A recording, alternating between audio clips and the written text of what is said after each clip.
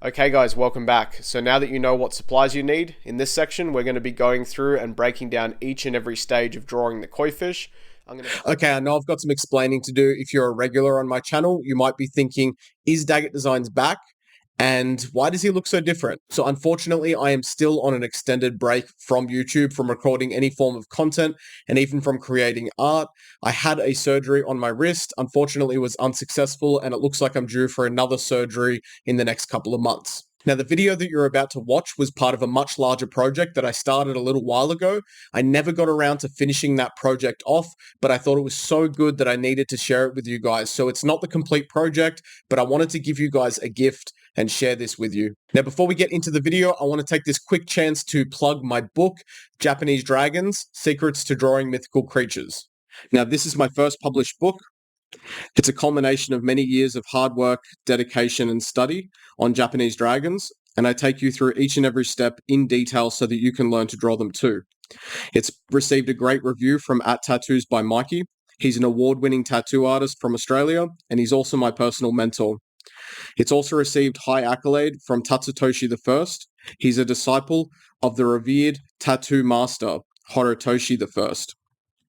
If you want to hear what they have to say, you can check the link in the description.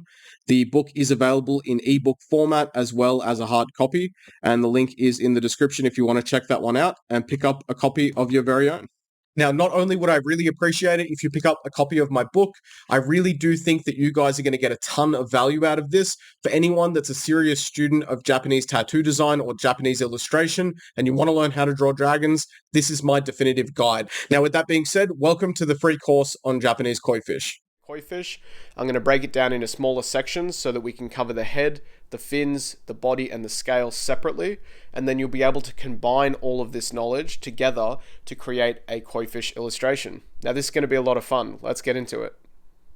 Okay guys, welcome to section 1 and welcome to the table. We're going to start off with our koi fish head using some cheap sketch paper, an eraser, and a clutch mechanical pencil to sketch, but you could use whatever sketching medium you've chosen. Now we're going to start off by showing you the base construction, the base shapes and the core shapes that we use to build this thing, and how to sort of interlock them to build the koi fish head so that it has a really solid structure and foundation. That way when you put your details over the top, it still has the right shape and structure. Nothing gets lost. So let's start off with an oval, like so. Now this oval is the hole in which the body connects into. Alright, so you don't really see this oval at the end, but it's a good place to start, I find.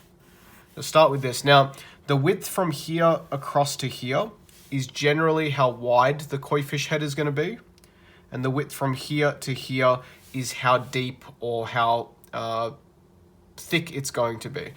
So this oval will help you sort of understand that. From here, I want to build a line from the top. It comes forward and then curves down at the front like so. Okay, that's the top line of the head. And now from the bottom of that line, we're going to come back to the bottom of the oval with a slightly straighter line. It's still curved, but it's got less of this dome shape to it, and it's a little bit straighter across the bottom. Now from here, I like to add the center line across the top of the head. So I come to about here and add my central line or my dorsal line across the top of the head.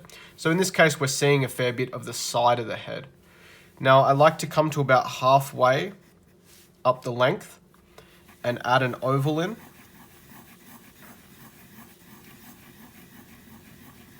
And I want this oval to sit approximately 45 degrees like so from the central line. So if this is where the central line, the peak of the central line is, this is going to sit around 45 degrees. This is about 90, okay? So 45 degrees for our oval here. You can adjust the width on this. If you want the cheek to be wider, you want the side of the koi fish face to be wider, then you can bring that angle out. Or if you want it to be slimmer, then you can bring that angle in. I like to sit it at about 45. Now I'm going to add a sliver of an oval behind this. Not a whole oval, just a sliver of one. That's just going to give me space for the gills. And At this point, I'm going to separate the top and the side of the head so that you can see the differences in this top and side plane. However, I tend not to do this when I'm actually drawing koi. We'll come to the front of the head and I'll curve around and up over the top of this oval. Okay? And so now you can see that clearly separates the top of the head from the side of the head. All right? So this is the top plane and this is the side plane here. Top and side. Now at this point I want to drop in an eye. I like to just come to the very front of the cheek oval and go about halfway between the top and the bottom line here and put in an oval for the eye.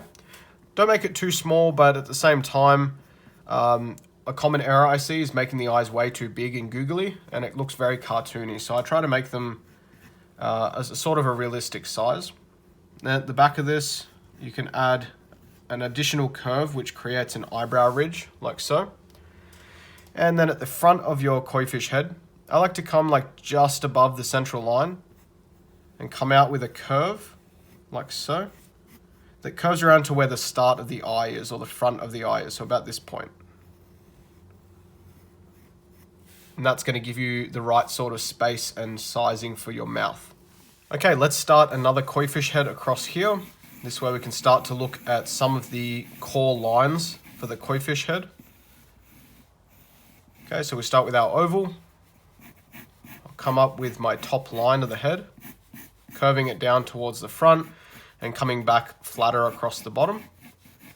And I'll start by adding a central line, like so. And now I'm going to find my halfway point and add an oval that sits at roughly 45 degrees for our cheek, like this. Now off the back of this oval, I add another sliver of an oval, which gives me space for our gills, like so. And at the front of the oval, first we add in the top plane, so just this line to separate the top and side plane.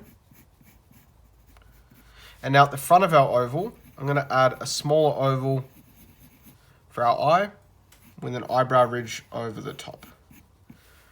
Now I'm going to come to the front off the left of center and add in a curve that comes around to where the eye starts, like so. So that's the basic construction, the very core shapes of our koi fish head. It doesn't really get much more complicated than that, but adding in the details now. So we're going to start. I like to start by sort of trying to match up the sides of the head a little bit. So I just want to come to the front of our eyebrow ridge, and you don't want to draw a straight line across because the top of the koi fish head is not flat, it's curved. So I like to curve across the top like so, and same with the back of the eyebrow ridge as well. This is going to give you the guidelines for where to place the eyebrow ridge on the opposite side, in which case you can just put a little curve like so. Now coming off the back of this, it will go into the back of the head, and off the front of it is going to come down into the nose. Now I like to come to about halfway into where the central line is, and that's where I'll stop that top line. And then on the top plane of the head, I like to add this little nick in on the front side for a nostril.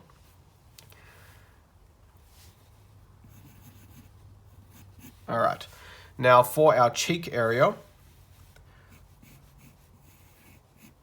I like to come back from where the eyebrow ridge is a little bit, leave a bit of a gap there. Add a curve in. Add another curve in underneath this, like so. And then I'll add one and an S curve, like so, just underneath the eye. So that's one curve and an S curve, like so, just underneath where the eye is and overlapping to where the mouth is there. Now, one thing I'll mention here is that you can sort of add as many or as few curves along this line as you want. There's a couple of variations on how to do this that I will go through. This is just how we're going to do it for this beginning one, but this is essentially like bumpy texture on the side and bottom area of the face and cheek. Now for the gills in this case, I'm going to keep it quite simple and just add some curves along my gills. And as we get to the bottom, I'll just curve back in. And then I'm just going to do lots of little thin lines coming along it like this. Okay, keeping the gills nice and simple for this particular demonstration. Now the whiskers are going to sit in front, sort of towards the front plane of the face and a little bit on the side. So we're going to come onto the side plane, kind of a little bit in front of the eyes here, down towards the nostril. And I'm going to add in a whisker. And I'm just going to do little whiskers on this guy, one on either side of the same space of the head. And I'm going to go through some variations on that shortly as well. Now for adding in the mouth, I'm going to follow my eyebrow line down. When I get to in front of this whisker, I'm just going to add a little line. Okay, this is going to help separate that top portion of the head from the front. And now I can come to the underside, following this line around, to create some separation between the mouth and the bottom of the head there. And then for the lip, you can do one curve. I guess in this case, we'll just do two long curves like this, but there are some variations that we'll look at. Now, if you want to close off the back of the head, which I normally wouldn't do until I've got my body linked into it, but what you can do is find this angle here by coming from the center and swooping out like this. That'll close off that side of the head. And then you can create the same angle or a similar angle on the other side like this. I like to make sure that this touches onto the cheek area and not the gills. And so this will become the top line of our body. Okay, like so. Now I mentioned that there was some variation in the styles of gills and cheeks. Of course, there's going to be many variations depending on everyone's personal styles, but I'll give you a couple of different variations that I like to use. One of them is going to be a little bit of a sharper variation. So I like to come again to the back of where this starts, the cheek part starts, leave a bit of a gap. And instead of coming down and around, I'm going to come down on a bit of an angle. Rounded point like this, and then down. And then we can come up into the next section. So this is going to be a much sharper sort of cheek look. Instead of having a rounded part, this is a little bit pointier. And then for this style, I'm going to do the same sort of thing with the gills. So when I come out for the gills, I'm going to do this sort of wavy line for the gills. They're going to follow the same shape as our cheek. All right. Now another style we can do has a few more sort of bumps to it, and it creates a little bit more texture on the cheek. So again, you're going to come back from that same place, add a curve, and an additional curve just behind it to add in a fold in the flesh. Add another curve. And you're essentially going to add these little bumps all along this area, and it's going to add a little bit of variety and texture to the cheek area of your koi fish. And you just got to play around with the different ways of doing it essentially, but you're just adding this variety through adding more curves as opposed to such a smooth curve like the original example or a pointed curve like the second one. These ones have a little bit more texture to them. Now in terms of doing the gills, we did the wavy line on that one. We can do the same for this one. But instead of doing all the small lines, you may choose to do individual spines just by adding these little sharp peaks, which are essentially just a very sharp angle like so. And that's going to give them a little bit more of a rigid look instead of a soft look. But depending on the style of koi fish that you're doing, or depending on your personal style, that's another thing you might want to look at considering, is changing up the style of gills that you do from a more soft and flowy style to something a little bit more rigid. Now in terms of whiskers, I just wanted to give you a couple of different examples. Like I said, they generally originate around here, around the sort of front side plane of the head, just in front of where the eye sort of sits. And I like to do really little whiskers, so I like my whiskers to just be these little noodles like this. And they're essentially little cylinders. If you imagine them like little hollow tapering cylinders, which you can construct using little rings or a spiral that you just taper down. That's a really good way of sort of imagining the shape of these. They're like a little hollow, noodly sort of thing. So I like the sort of short whiskers. Sometimes I'll have them flowing backwards, and I'll sort of do this sort of thing. have them sort of flipped backwards. But depending on how you want them to look, I know some people will draw koi fish with really, really long whiskers that actually curl around themselves like so. So you draw them with a spiral. You follow your line around like this.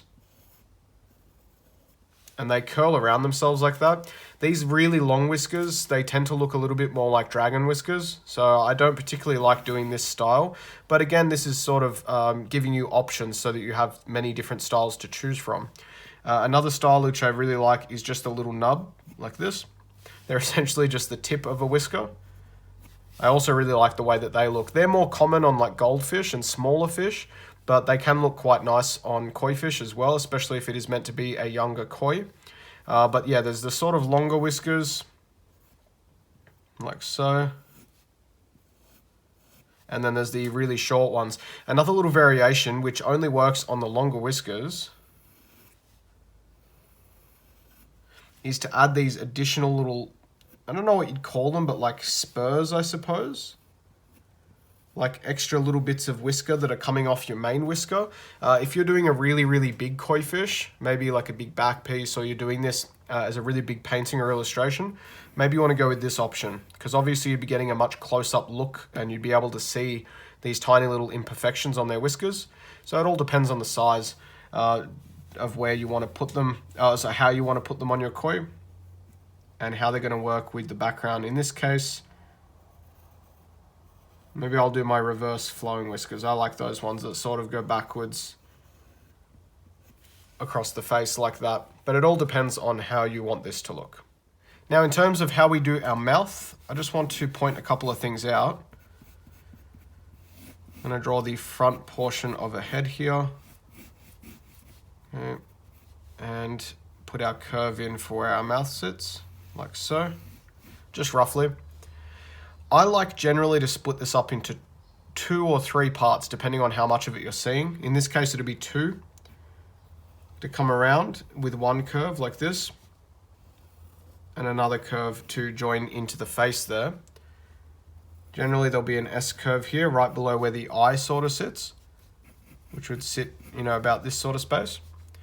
And then to sort of separate the mouth from the top part of the head, this top line, which is the top line of the head, needs to come down, and I like to just bring it to where that center line is. And then from the other side, I like to make sure I'm adding in a curve like so, or a couple of curves. This is going to help add a little bit of fold to the flesh before the mouth, which is going to give the illusion that the mouth sits a bit lower than these areas and is creating folds within the skin there. Now, in addition to this, another really important thing is to point out where the mouth actually sits. There's a common error of putting the mouth too high on the face. Let me explain. So I'm going to draw a basic koi fish head, but we're going to do it from a side angle. Like so.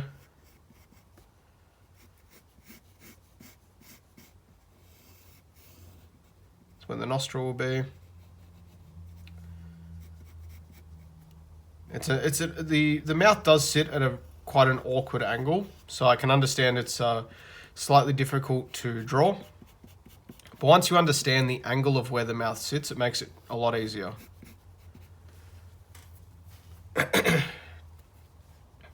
Okay, so if this is the head of our koi fish, the top of the face stops about here, and that's where the top lip sits.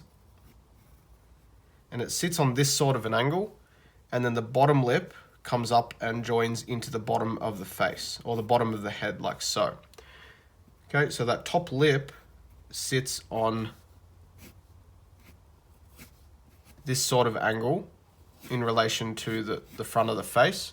It sits on this sort of an angle. So when you draw that top lip, which is obscuring the bottom lip almost entirely, so you don't really need to draw that bottom lip. When you're drawing that top lip, you need to remember that it's not sitting at the front of the face. So sometimes I'll see koi fish that are drawn, okay, like this. They'll come down like this, and then it's almost as though the lip does that before coming down. So the bottom lip, I guess, would sit like this. So it almost comes up too much. And the best way to sort of describe that on a front-on illustration, or the right angle that we're looking at here, okay, is if you come too far past your center line to start your mouth.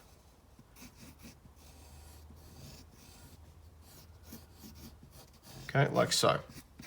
So as you can see,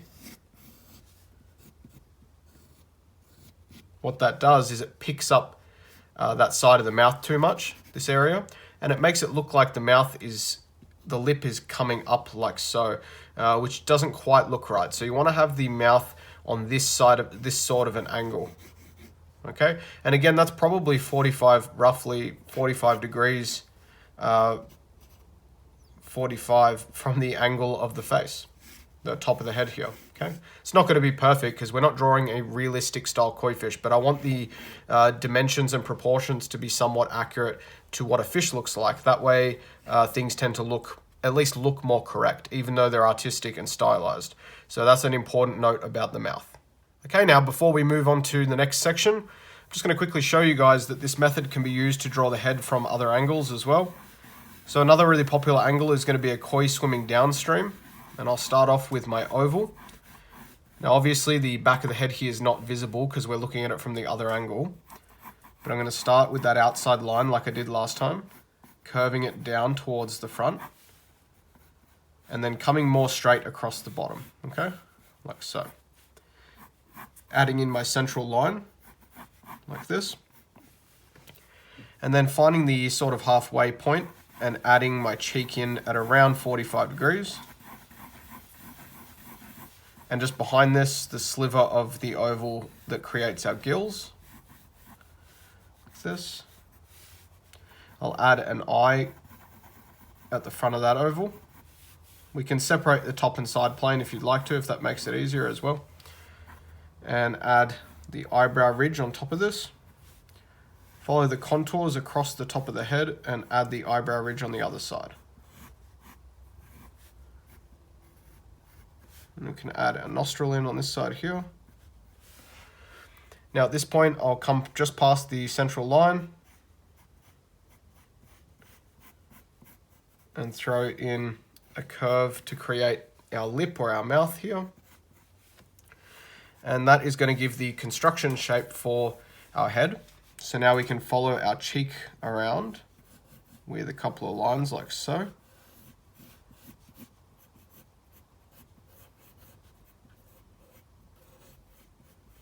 Like this.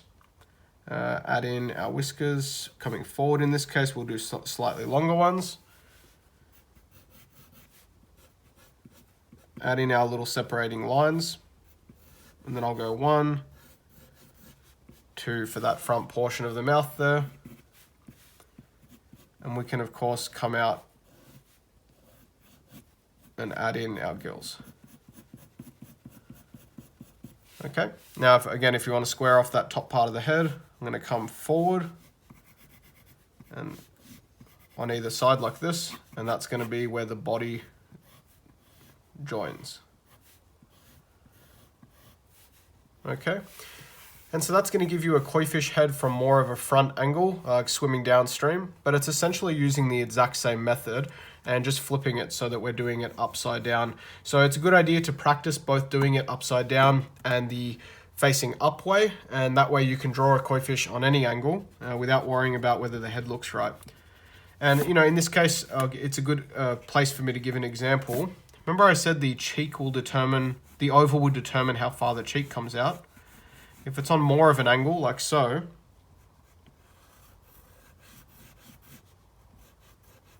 we end up with a fatter head or a wider head. Now, when we separate the top and side plane, we're not looking at a box like so, where it comes across the top and down the side. It's not that much of a corner because we're looking at a fish head, right? It's rounded. The box is a great way to look at it in the beginning. It's like a very tertiary understanding or a very beginning understanding of it. But it should be more more curved and rounded in nature.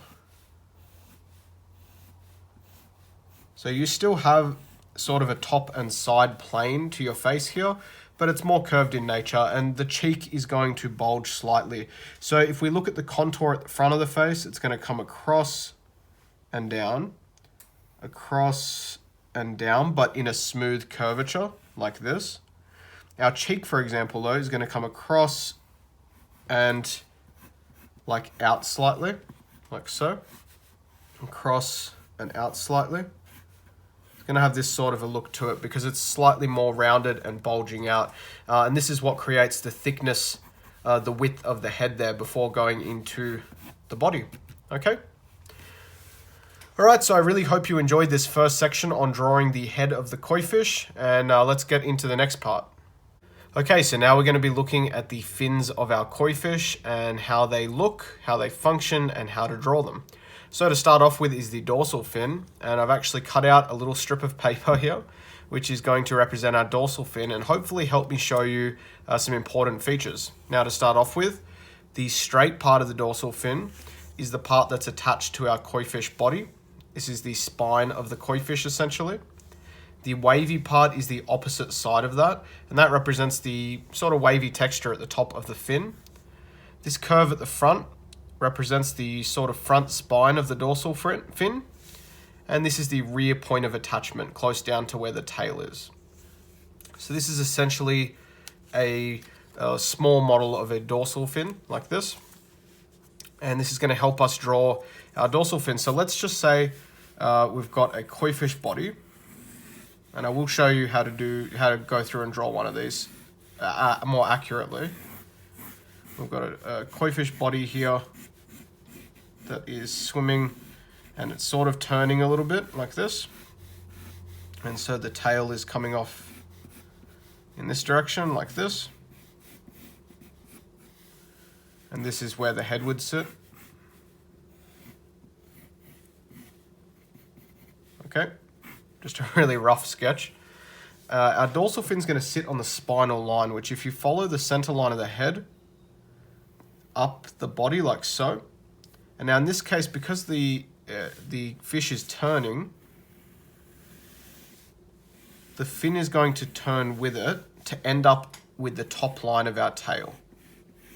Okay, the top and the bottom of the tail are essentially exactly the top and the bottom of the body. So your dorsal fin needs to follow along that line no matter where it goes, unless the whole fish is turning or flipping. In this case, it's just turning. So it follows on with the line of the tail, like so. Now to draw the dorsal fin, I like to come back fairly far. I don't want it sitting too proud. Another common mistake I see is dorsal fins that are way too close to the head. I like to sit this one, not all the way back where a real dorsal fin starts on a fish, but, about halfway down the front portion of the body there. You can bring a line up and out, like so, which is going to create that spinal line at the front of the dorsal fin. And now this line here is essentially the bottom of our strip of paper, right? So I'm going to follow our wavy line down like so. And now it's turning around the body to end up on top again, like so. So if you look at how that turns, our wavy line comes down the page. Let me just hold this with one hand. The curvy line comes down and it crosses over itself like this. So we come down, we cross over our central line and complete our wavy line on the other side. Okay, like so. Now there's this line created by our fold. It's not actually a hard line, it's actually a very, very soft curve as it bends around, but it's represented by a solid line like so. That is going to create the bend in your dorsal fin. So we cross that central line and make sure the line of curvature is there, and we'll erase the spinal line in between, like so. So that gives you a basic sort of frame for your dorsal fin, and then there's multiple different ways to style it. The sort of base way that I like to do is just these small flicking lines, as this is going to give you a soft look, which is more sort of accurate, as Koifish fins tend to be quite soft. But there are other ways to do it. I also like a more rigid style, which I'll demonstrate here.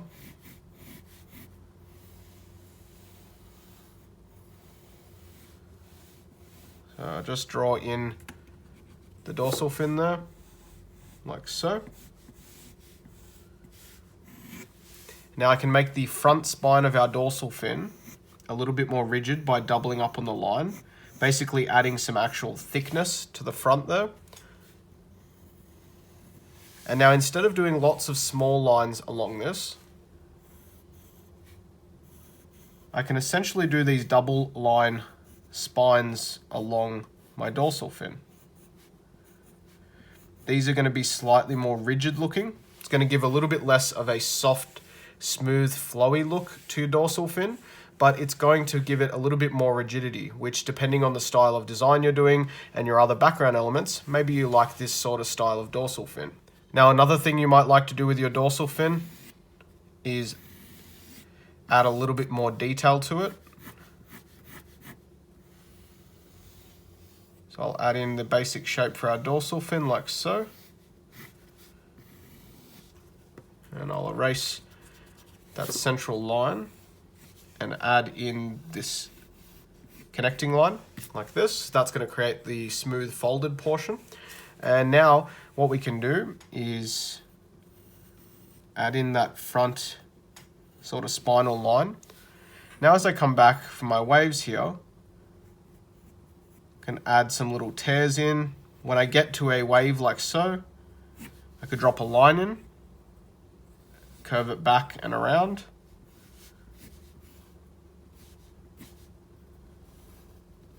Like so.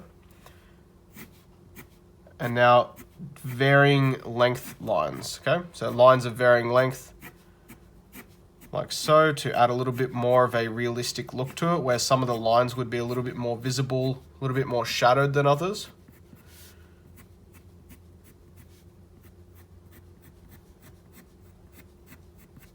Like so. So there's a few different styles you can play with there to see how you want your dorsal fin to look. Whether you like the more soft and flowy version, a more rigid version, or something a little bit more realistic. There's a few sort of different styles that you can work with.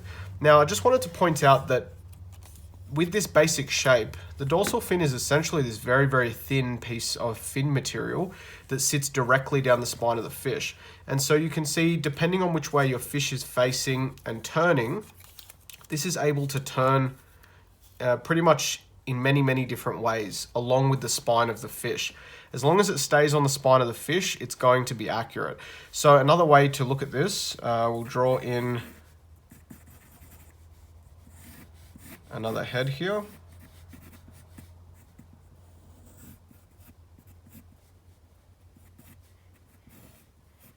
Okay.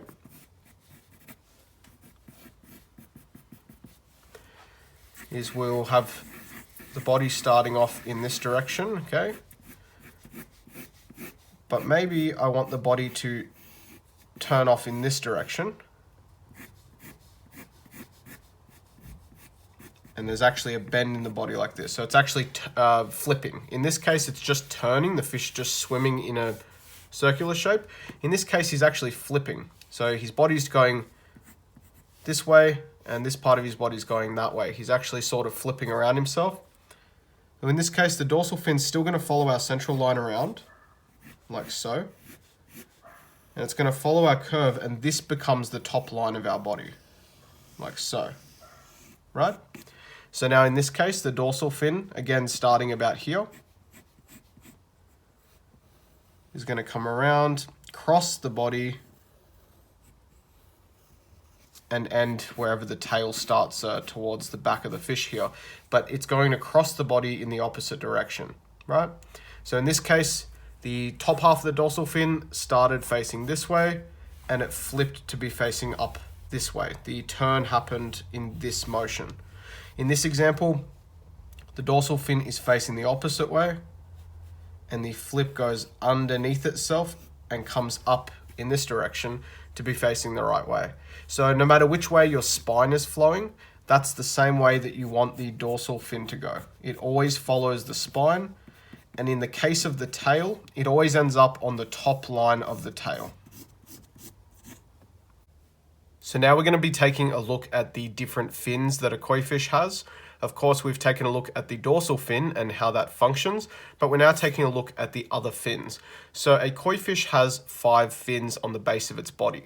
One of those is the pectoral fins, which I like to call the main fins, because these are the ones that are mostly visible, and with tattoo design in particular, we actually changed their placement a little bit to make it more visible. They then have the ventral fins. There's 2 of these, and they sit on the other underside of the body, closer to the tail. And then right before the tail, they have their anal fin, and it's just the one fin that sits right at the base of their body. And we're basically doing the same technique for all of the fins. However, the size changes and the location and placement changes for them. So to start off with, I like to do a little circle as my starting point. Now, the reason I like to do the circle is it gives me a starting and ending point for my fin. And not only this, but it gives me a place to start fanning out my veins or my spines that are inside the fin. So a little circle like so. And then I like to sort of come out this way. And you can either start your curve, I'll show you 2 different ways to do it. So you can start your curve out like so, and then come down, back in slightly like so, creating this slight angle, and then again in like this. So it's a sort of rough triangular shape with rounded edges. It's a bit of an odd shape. This is like one style of fin.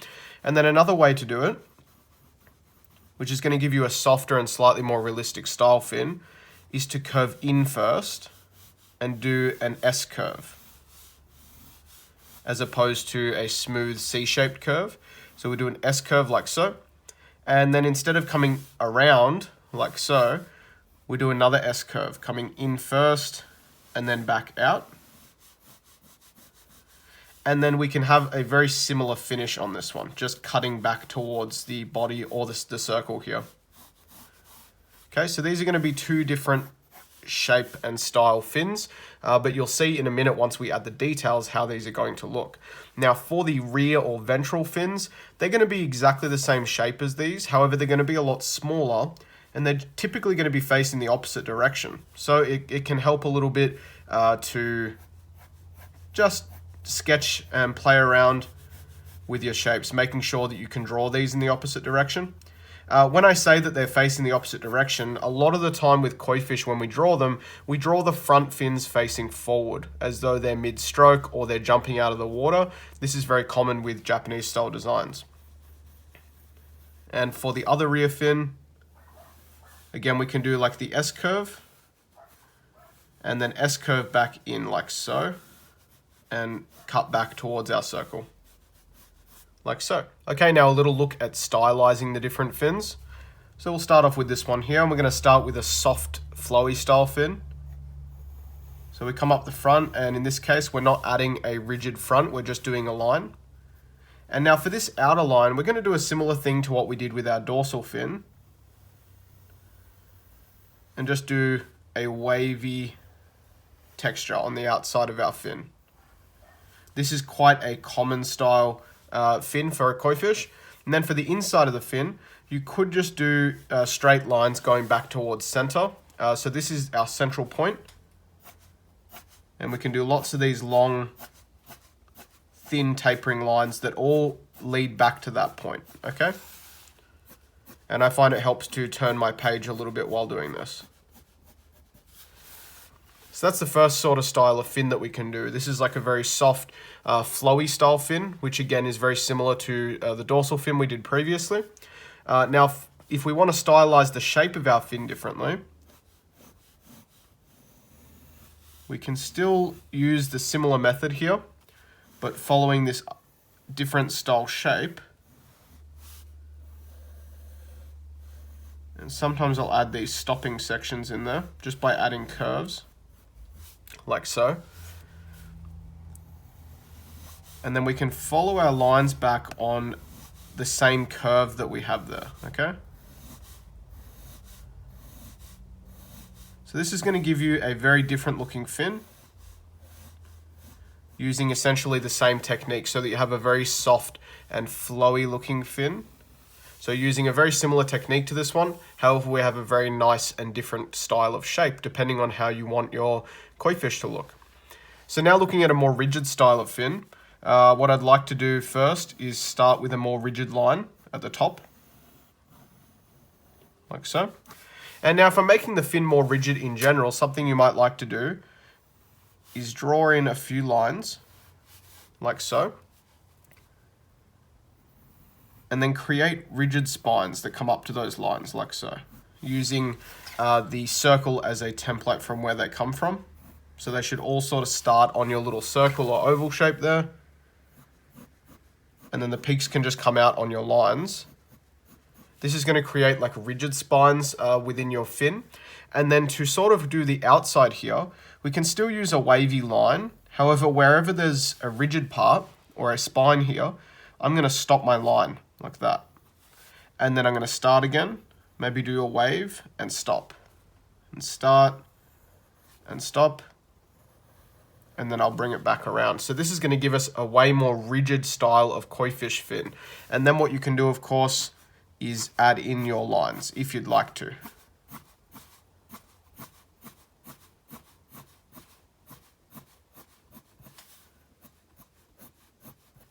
So as you can see, this gives you a much more rigid looking fin. Now, a little bit of a discussion on why you would do different styles here. Well, for starters, you know, everyone's art is different and you try to sort of make your art a little bit unique, a little bit your own. I think it's important to sort of follow along with the more traditional style if that's the aesthetic you're going for. But there's lots of stylistic changes you can make, and these are just a few variations that I want you guys to play with, and will give you guys some options when drawing your own koi fish. But not only that, but changing the style depending on the type of illustration that you're doing.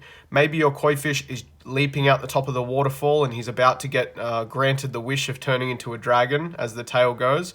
He's going to have slightly more rigid style fins. This is going to help the fins stand out a bit. It's going to help him really stand out because these lines are going to be a little bit more bold than something soft like so. And then maybe if he's swimming underneath the water or swimming downstream, a softer fin like this is going to work well. So it all depends on exactly how you want this to look. Now, as for our last fin here, we're again going for a more rigid approach. So this top line can be divided into two here for a more rigid look, like so. That gives a rigid spine to the top of our fin. And you can even add some contour lines to this if you want to. Now, in terms of our fin, I'm not going to put rigid lines on the inside of this one. Again, we'll change it up a little bit. And I'll start with a wavy line for the texture. Sort of breaking it up in areas, maybe adding a little kink to it here and there. This is going to have a slightly more realistic look with these little breaks in there. And then maybe I want to keep this more simple and just do lines coming out from center, following the shape of my fin. Like so. So now you've got these wide spines as opposed to all of these little ones. And again, this depends on what illustration you're doing and how you want it to look. Maybe you're going for something more bold and simple. And so this is going to work really nicely for that. Of course, you could do a series of very small lines as well. Now, in terms of your ventral fins, like I said, there is two of them. Typically, only one of them is going to be visible, if at all. And sometimes you'll make the anal fin visible. And again, they're all going to be roughly the same shape, but slightly smaller. And so you're pretty much going to do these, texture these the same way that you did the above fins, because they are essentially the same thing. So this one will have lots of small lines, like so. And the one below it, maybe we'll do that similar to our rigid variation on the end there.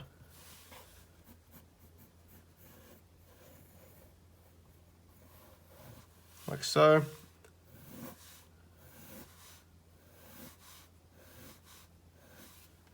like so. So you can see that we stylize these in the same way that we stylize the pectoral, or what I call the main fins, but I like to sort of have it a more rounded finish. So if this is the body of the fish going down into the tail section, and the anal fin sort of sits here, as opposed to having it so separated from the body, I like to sort of have it so that it links back into the body. It actually touches back onto the body like so.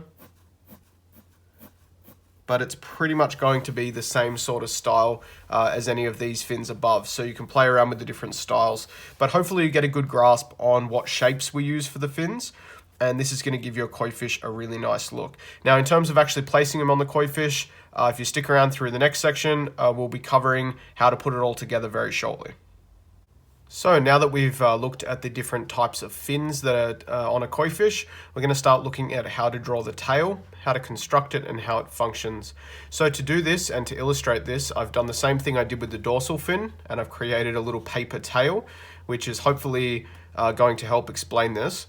And essentially that's because it functions a very similar way. It's essentially a flat or 2D piece of fin material, which functions like a couple of pieces of ribbon, because we do have the split at the end of the tail. This is typically the shape. However, it's a little bit more splayed out. The koi fish tail is a little bit more splayed out, but depending on the illustration, sometimes I like to have a more flat shaped tail. Okay, so just to start off with, I'll point out here that the koi fish tail is sort of, okay, so it's going to attach obviously at the end of the body here. So I'm going to round that off.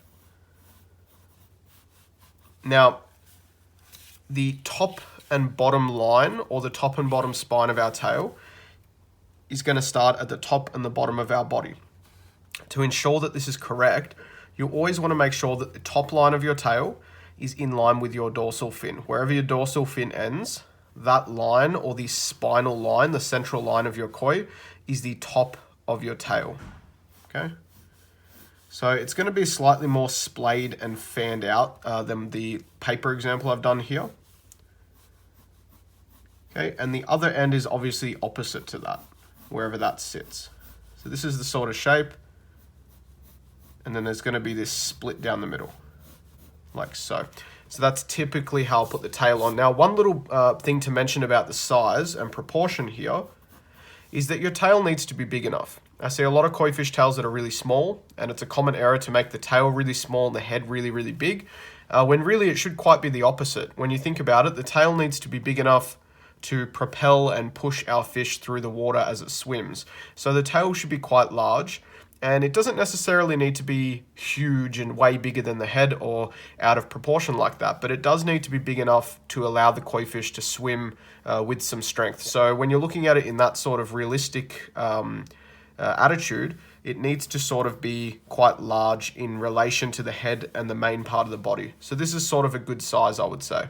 Now, how can we change and elevate this to make it look a little bit more interesting and look a bit more stylized? So I'll start by drawing the end of our body here again.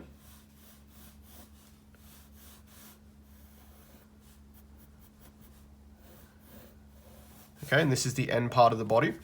Now, one thing that's quite common, and I think looks quite good, is to have a fold over in one of the fin, the part in the fin. So we'll start off with one side here. This side will leave more normal, and the other side's going to have a fold over. So just to illustrate, I'm going to find my size first, like this. Now we're going to look at the tail as something that can fold and bend like our dorsal fin. And so in this case, maybe the water's pushing here, and it's folding over this top portion of our fin, like so. And so now you can see the kind of angle that that creates. So we're going to come up to like here, and I want to smoothly fold it over as though it's a more rounded bend, like so. Then we'll see a little bit of this edge here before it drops down to meet itself, okay? Like so. We can erase that false tip there. And so now you've got the folded over portion of one side of your Koifish tail there. Now something important to point out here, which again is like a common error, is to texturize the outer part of the fin. This line here connects in with the body, and this line here connects in with the body. You can't change that, and those two lines always need to be smooth. They are the outside portion of the tail. So now looking at our tail and thinking about ways that we can stylize this a little bit. So we've got our base sort of tail shape, like so. Now if I want to stylize this, we've got a folded over portion here. So something I could do is take one end of it, make it a little bit more flowy by adding this little recurve at the end, like an S curve, and then bring that in towards the center. Now when I do my fold over, I can have that flick out the same way before coming back like so. So now we have a much more flowy looking tail, which again lends itself to a different style of drawing. So we can have something a little bit more rigid and a little bit more firm, or we can make something a little bit more flowy by adding these soft S curvatures to the end of the tail. This is going to make it look a lot more realistic and a lot more flowy, sort of with the background there. Now in terms of stylizing the tail, there's sort of not much to it, and I'll just demonstrate over here, because it's going to be very, very similar to how we stylize our fins. So just to start off with something simple and more rigid, I like personally to add a rigid spine to the outside of the tail. This isn't something I see very common with Koifish, but I really like the way that it looks. So you can add more of a rigid look to it if you'd like. And then you can add this waviness texture to the outside of this V shape here, like so. And then if you'd like to, you can do all your soft small lines going back towards the body. Now the difference with the tail and the fins is there's no circle central point like we have on the fins, so your lines just go directly back towards the body. Now in this case, if I want it to look even more rigid, I'll create 1, 2, 3, 4 spots and create these little rigid spines. And I'll make sure that they are, I like to make sure that this is the longest, followed by this one, and then shortest to medium to longest, sort of in that order. So that's a nice sort of style of rigid tail, which is, you know, the way that I typically like to draw it. A softer way of doing it, so I'll just put in my fold over using my S curve there. Okay, coming down the center for my split, and then another S curve for that soft part of the tail, like so. Now, if you don't want to do rigid spines on either side, that's okay. You can just follow your line down, nice and smooth. On the inside V portion of this, we're going to have a wavy or bumpy texture for the end of the tail. You can do the same on the other side, like so. The outside lines are always going to be smooth. They may not be rigid, but the line is always going to be smooth, including this line here. This is the outside line, and it turns into the inside line because we fold the line over. And so now you can probably imagine, I'll demonstrate here so you don't have to imagine. When we fold this over like so, we have our outside line turning into this line here as it folds over. So that's our rigid line across the top here, like so. Now, the waviness that is here, we see a little bit of that on the fold over. And then it transitions to our curve, the actual line that is folded around. So this line would be smooth because this is our fold going in this direction. And then at the base of the tail, we start to see a little bit of texture. Okay, this texture would fold around and join into this texture here. So hopefully that makes sense with the fold over. And then in terms of stylizing a softer tail like this, I might come from where the body is and add in just a whole bunch of those small tapering lines. And in terms of following around with our curve,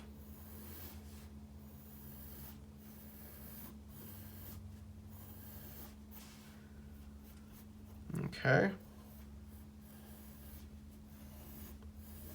Okay. The lines that start here are going around the tail, if that makes sense. So I find it helps. You don't have to make it perfect, but adding in your lines like so, and then coming to where your curve line is, this line here, and adding the ends of your lines in. That's going to aid in the continuity of it. So if I was to use this as another example here, fold this over. If there was lines here, right? Because these are the veins on the tail, which are slightly transparent, you'd see them through onto the other side, right? And so now when I fold this, the lines from the opposite side of the tail will bend around with it, if that makes sense, like so. And so now you're going to see lines on the inside, and you're going to see lines on the outside of your fold. So just make sure you get that angle right. These lines go this way, and the ones wrapping around from the back follow around with the shape of the fold of the tail, which I've illustrated here with this arrow.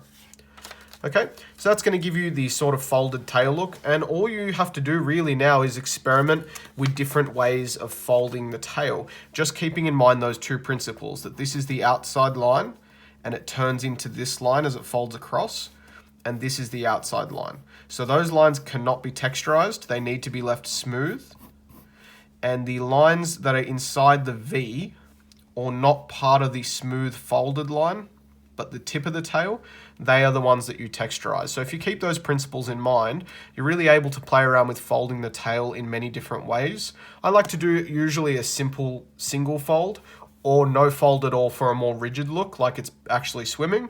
A folded look like this is like the water is smoothly flowing over the tail, and it's sort of gently folding it over.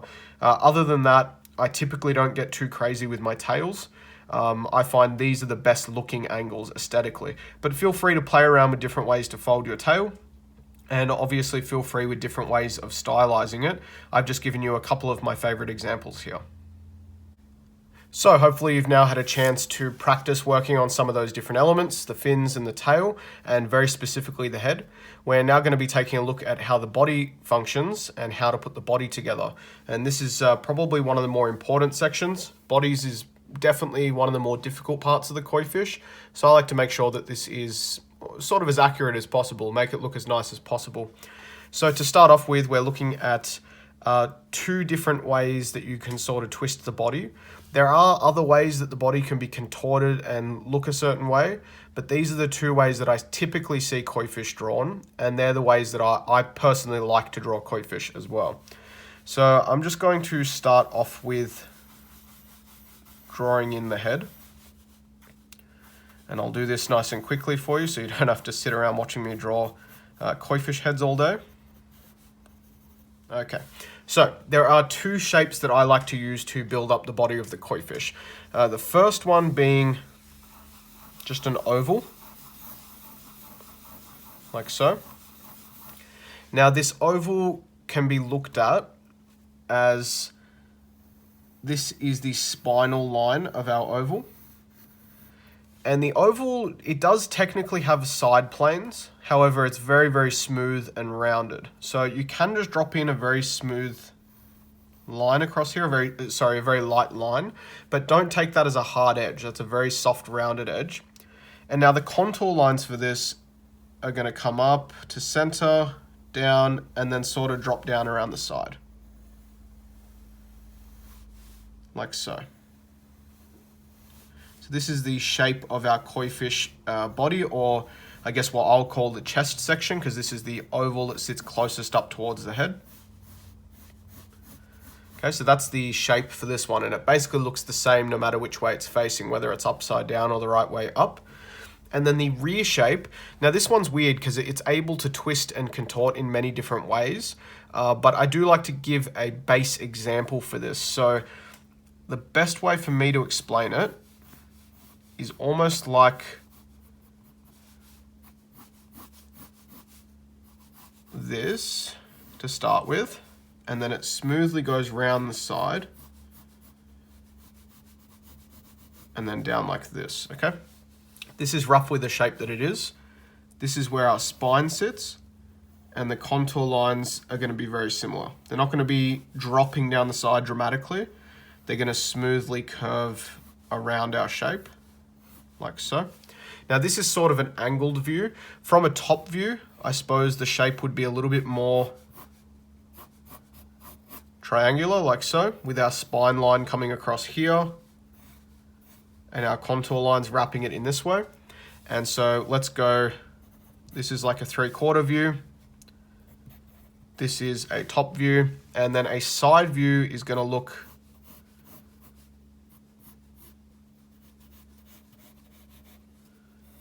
something like this.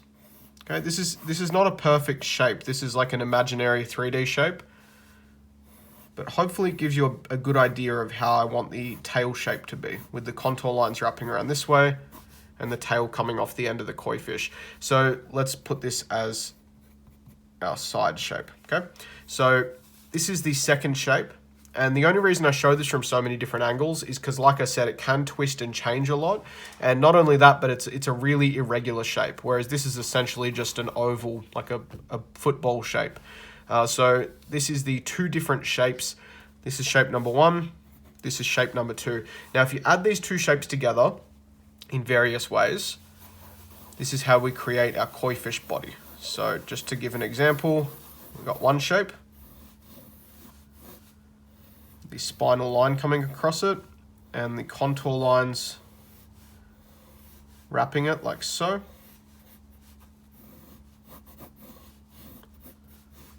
Now I want to attach my second shape. Now it's very rare that they're going to be attached just end to end in a straight line. Koi fish sort of flip and turn as they swim. So let's just have this one turning in this direction. So I'm going to turn this around this way. Now I want to see the flat side, or at least a quarter view of this, so that our tail comes off nicely. So we're going to have the top section taper down like so. And this will turn into the top. And we're going to see some of that bottom section as this curve happens, okay? So as you can see, it gets a little bit tricky because it can turn in many different ways. But this is essentially the shape. This is your spinal line. It continues down from here onto the top of our shape here, or the bottom of our shape here. The contour lines are going to change shape. They're going to get wider on this side,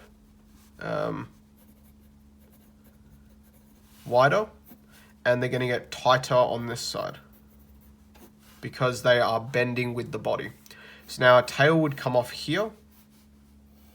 This is the central line, or the spinal line. I like to insert our football shape into the back of the head here. So the front of the football shape should be on the inside of the head.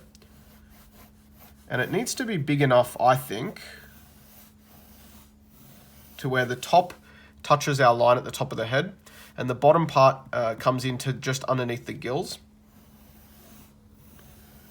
And I like to make it long enough that it makes up the main portion of the front of the body there. Almost the head, almost twice the length of the head, okay? So I like to make it fairly big. And now we can just add the first section of our spinal line, like so, across the body. Now, I like to have the body flipping off towards the left. You can have it flip towards the right, like what we've done here. To flip it off towards the left, again, we sort of work with our two shapes here. So now this is the top of this shape, coming down like so.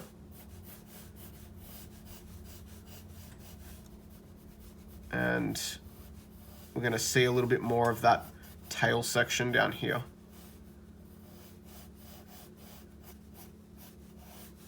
And this is the top. So now to get our curvature in, we follow our spine around the top of our shape, like so. And we can just smoothen out that area a little bit so that it's not so choppy, like so. So our line, our central line now carries smoothly around from the top half of the body here onto the second half of the body here, okay? Now, one reason I like to make it two shapes is that there's this transition area where the body curves, and I like to show that in my illustration. So I like to bring this line down and then come out again slightly for this part of the body. That's going to show where the curve is actually happening. Now this section can be widened where the tail is and slightly skinnier towards the transition point there. Now in terms of attaching the dorsal fin, I'll come back to about halfway on our oval. Put in the first line for my dorsal fin. Now it's going to flip around to the other side to follow our central line, making sure we put in that fold over line. And so that's essentially going to give you the curvature in the body by using these two shapes, and that's how I like to organize my Koifish bodies. Okay, now we have our tail area at the end here, and of course our fins and everything attached to it, which we will cover once we put all of this together. But that's essentially how I like to construct the body. It's two, one of them is a simple shape, the other one is a more complex shape, but it's essentially two shapes that sort of interlock. And the rear shape, it's almost on like a ball pivot. It can hinge mostly side to side, so it's more like a door hinge pivot. It can go in this direction or this direction, and the spinal line is rigid and the belly line is rigid. So this shape can sort of flip side to side, and it can twist around the spine to create these nice bends and twists in the shape of the body. So hopefully that gives you a really good idea of how to put the Koifish body together. And like I said, I like to sort of use two shapes for it to give me accurate size, and it helps sort of figure out where the scales sit and where the spine sits really nicely. So hopefully you've got a good understanding of how to construct the body now of the Koifish, and we're going to look at putting it all together. This won't include the detail portion. We will cover that in the sketch section. However, we're going to put together all of the elements so that you can see where they fit together and proportionately in size relation to each other, basically the proportions of the Koifish. So we'll start off by drawing in our head. If you remember, we start with an oval for the back of the head here. Okay, and we can draw our top line over, coming down towards the front and cutting smooth across the bottom, and add in a central line that curves around the front plane, adding in a big oval at about 45 degrees to that line for our cheek, and at the front of this is where I put my eye, just a small oval with a bump behind it for the eyebrow ridge, and behind this I'll put in some gills. Keeping it nice and simple for this one.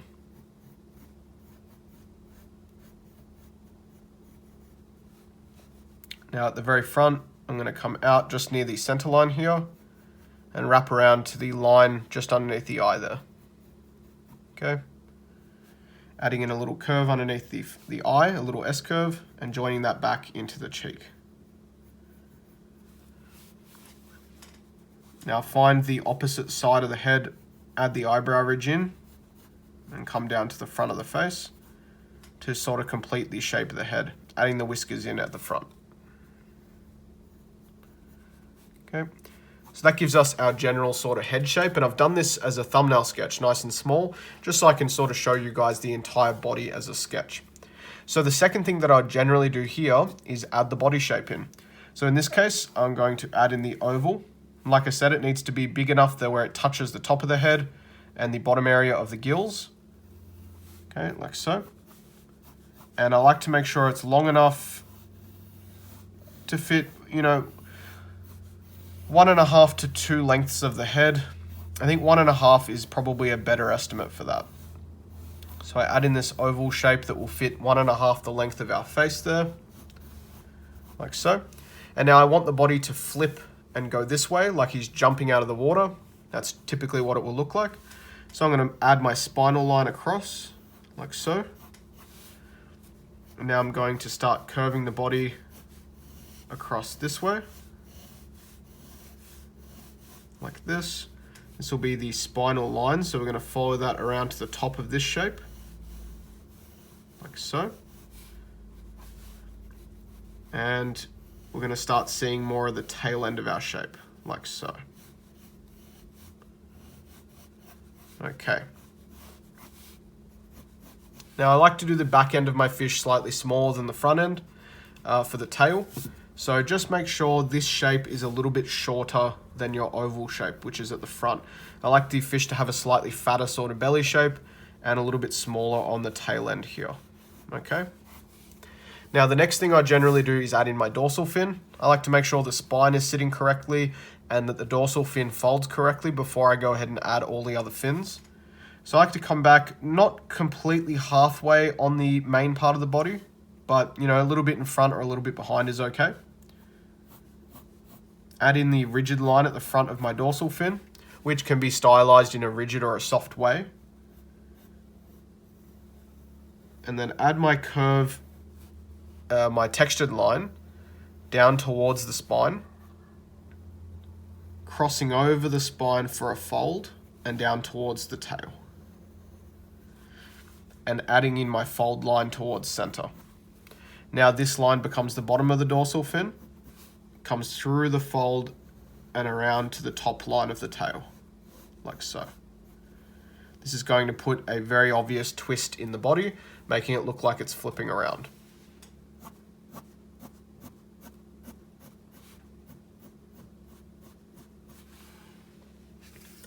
Now from here, typically I'll add in my tail. In this case, I want to have the fold over going down. So the end of the tail here,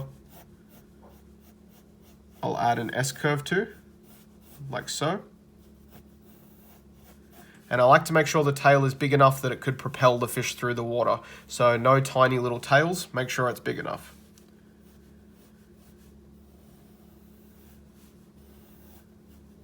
And adding in a fold over for the other side.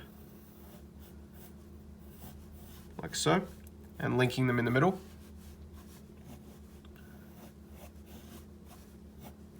The outside lines of your tail, this line and this line, both need to be smooth as they follow along from the body. The inside lines can be textured or wavy if you'd like.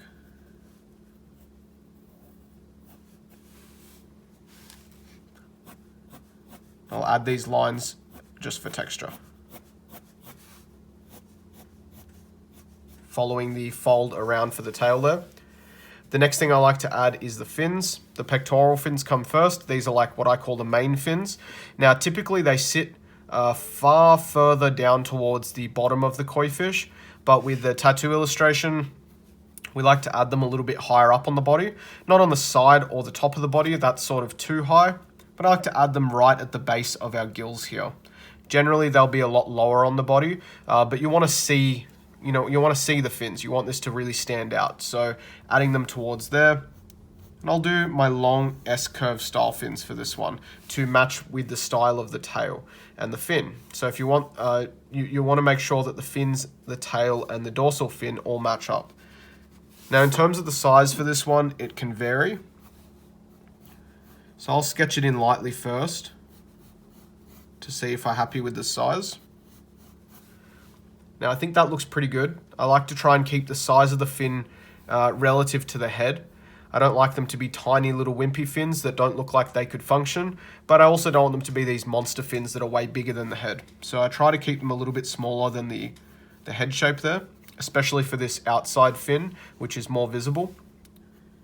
Now our fins don't have rigid lines, so we're doing a softer style. And I'll just quickly add in a bit of a texture and some lines, like so. The opposite side of the body is where the pectoral fin will sit. However, you're not going to see the entire fin because we've got this top line of our body obscuring where this starts.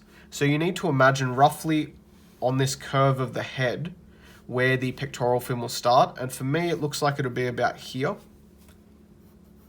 So you can sketch from that line. And this is going to give you a nice look at how big it is. So this line here actually disappears behind the body, like so.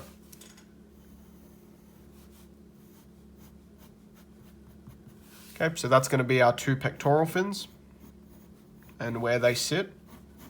Like I said, if you want this to be more realistic, they actually sit towards the underside of the body, but for tattoo illustration, this is typically how we do it. Now we've got a solid top line of the body. I'll make the lines towards the tail a bit more solid. And now there's this section. Now you can just bring a smooth line around, and a lot of times that's how it will be done. I like to make sure that there's this tiny little bump where the connection point between the tail end and the front end is. So bringing a line down, and then just down again. It's a very, very small bump. It's not like exaggerated like so. It's if this line was just separated slightly like so. So there's this little kink in there that just shows where the body turns and starts twisting. And I sort of like the way that that looks. And in this case, you'd actually see the anal fin, because this is the bottom line of our belly. So maybe we can draw that in. So just coming out and linking back into our body. Adding some texture to that bottom line. And then drawing in our texture there. So this is typically how the Koifish body comes together, or how all of the elements come together. And it's a rough guide on how we do the proportions for the Koifish. I like to make sure that the tail is big enough to propel the body. The fin is slightly smaller than the whole length of the head there. But it really depends on your style and what you're trying to accentuate, and what parts you're trying to show. This is all a stylized approach, as Koifish typically don't actually look like this. They're a lot skinnier, their heads are a lot longer, and they're a lot more boring looking. So this is a very stylized approach. However, this is typically how they're drawn for, tattoo style illustrations. I'll just add that little V up towards the top of the head where the body joins into the head. Okay, and that's essentially how our Koifish comes together. So in the next part, we're going to be covering what I think is the most important and one of the most difficult elements, and that is going to be the scales. So we're now going to take a look at one of the more difficult parts of drawing the Koifish, in my opinion, and this is the scales. This is probably the biggest sort of problem area that people have. This is one of the areas I really struggled with in the beginning, and it's one of the areas that is most challenging with any Koifish, dragon, or snake illustration. However, if you can learn to get it right, your illustrations will look so much better. It's a really important detail with these traditional Japanese style designs, or a lot of traditional designs in general, not necessarily just Japanese designs. And I find that if you can get the scales right, and it just really elevates your artwork to the next level, and it's going to take it from looking amateurish to looking really professional. So learning to do the scales properly is really important, especially for a Koifish. And I think the best thing is the Koifish is a really nice place to start. This is one of the reasons that the first course that I've put out is about Koifish, or the first workshop, because the scales on a Koifish are really easy compared to a dragon or a snake illustration.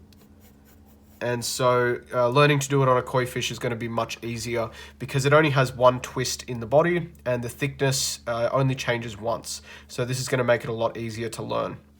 Now our tool set's a bit different for this one as well. I'm using a couple of colored pencils. These are just those Faber-Castell tricolor pencils. They're just cheap, really, really cheap pencils. And I just use them because they're different colors. And this is going to help with the visualization process. You could use whatever pencils. You could even just use your sketching lead. However, using two different colors, I recommend doing because it makes it a little bit easier to learn. And we're also going to be using a mechanical pencil instead of a clutch pencil. This is just to give us finer lines. So to start off with, I'm going to be using the blue pencil here. And we're just going to do this flat first, and then we can learn to curve the scales. Learning to do them flat is a really, really important step. So I start with a blue line like so. Now this is going to represent the spine of our Koifish, okay? Now on either side of this, I want to have a pink line. And I want to make sure that between these two pink lines is exactly the amount of space that I want one scale to be. So depending on how big I want my scales. Now how big to do your scales all depends on how big your Koifish is or how big your snake or dragon is. Because of course the size of the scales will change depending on how close the viewer is to the subject matter. So if the Koifish is really big on your page, doing tiny little scales all over its body is not going to make a lot of sense. You want to do nice large scales. So I think the best way to sort of figure that out is to do this on the Koifish body, which we're going to do very shortly. Now what we can do to create the next space is the space between here and here. So between this line and this line. We're going to do that exact spacing on either side of our pink line using our blue pencil.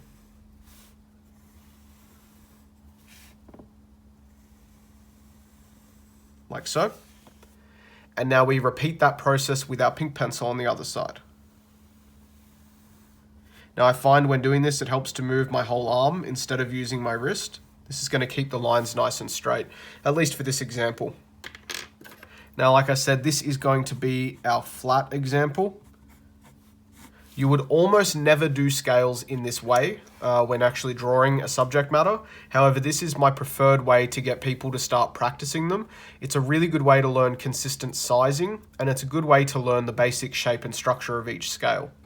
So now what I like to do is start with our center, because this is our spine, and work down from either side of that.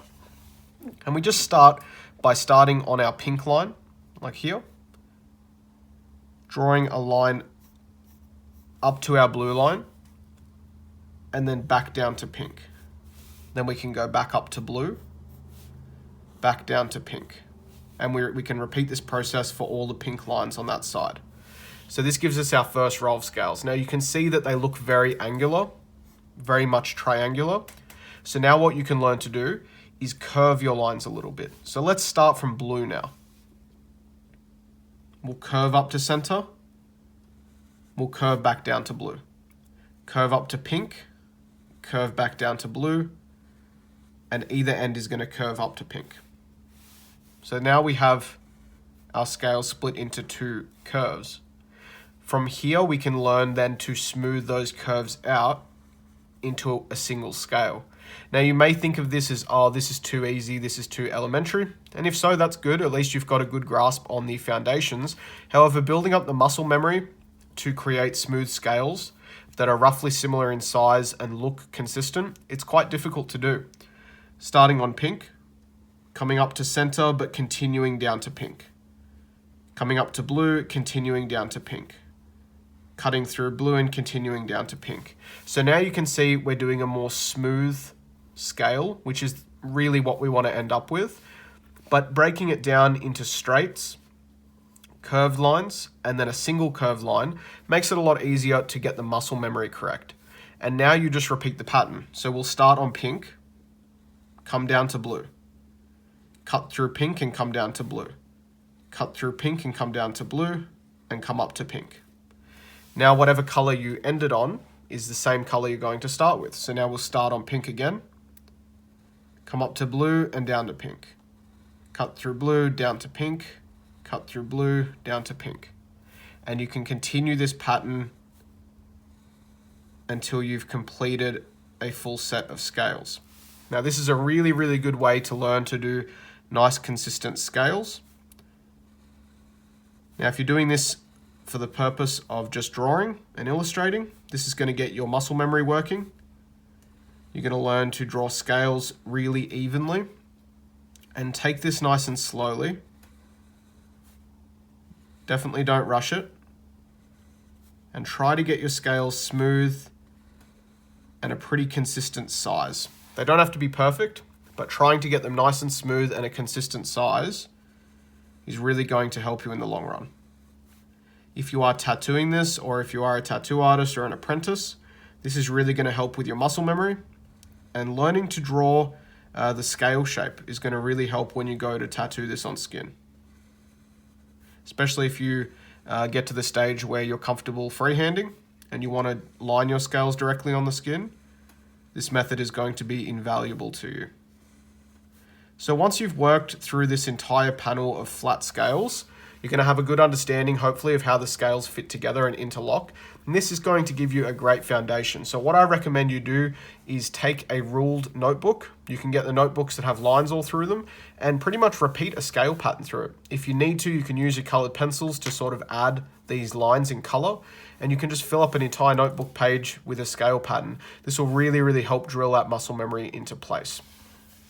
So now that we've done a flat portion of scales, we're going to look at a curved portion of the should be a curved portion of our scales here. Now this is a little bit more difficult, but it's going to illustrate a really important example of how the scales themselves need to stay a consistent size, even if they spread apart. So I'm going to illustrate this by just doing a curved blue line to begin with. Now again, depending on the size you want your scales, you're going to do pink on either side of your blue, like so. Now that we've determined between this line and this line, that's how big each scale is going to be. And now we need to recreate that with blue on the opposite side, or either side of our pink. Okay, like so. Now that inside line is a little bit too close to the pink. I'm just going to bring that out a little bit more, like so. Okay, and maybe we'll add one more line of pink to the outside.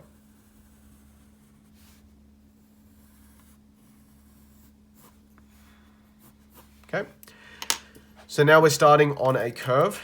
This is our spine right here. So we're going to start on pink, come up to blue and back down to pink. And we can do that for these lines as well. This gives us our first row of scales. And now I'm going to start on pink on the outside, drop down to blue, and then repeat my process, coming up through pink and dropping to blue. And now you can repeat this. Now something that's going to happen very shortly is close to this inside line where this inside curve is. You're going to see the scales get smaller. Now they're not actually getting smaller, they're going to be obscured by the scale that's preceding them. And the scales towards the outside of the body, they're going to look slightly larger. And not only this, but they are going to spread slightly. The scales are actually going to spread apart, and you'll see it happen. But to illustrate this more clearly, you can draw these lines that fan out like so. This is not the neatest example of this, but it's just to give you an idea that these squares are much bigger than these squares here, showing you that the scales actually get smaller towards the inside line.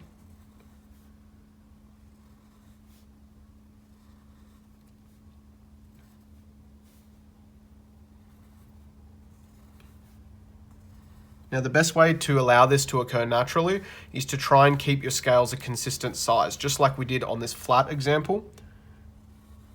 Trying to keep them a consistent size is going to be difficult. As we get down to here, they're going to get smaller. The front line of your scale is going to remain the same size, but the width of the scale, so this portion of the scale here, is going to get smaller as it gets covered by the scale preceding it. Okay? So as you can see, as we get to this point, the scales towards the inside of our curve here are much smaller than the outside curve. Okay? This is not the size of the scales, I just want to repeat that. It's how much of it is being obscured. So if we look at a full scale here, like this, the outer scales, more of it's visible because the previous scale is only cutting off this much of our view. The scales that are on the inside here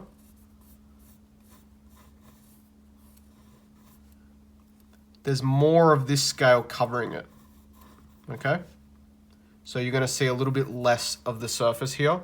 It doesn't mean the scale itself is smaller, but more of it's being covered. So you need to take note of that as you come down your scales. I think the best way to make sure that this happens is to make sure that the ends of your scales, I'm just trying to think of how I can best illustrate this.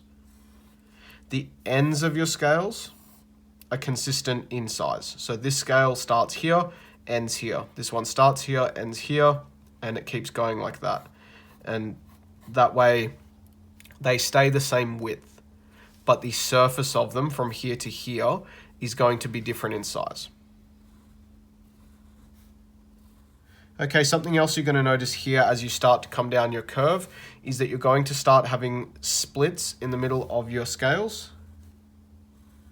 This is okay, this is perfectly normal, and again is actually correct. This is sort of the way that scales actually fold and function.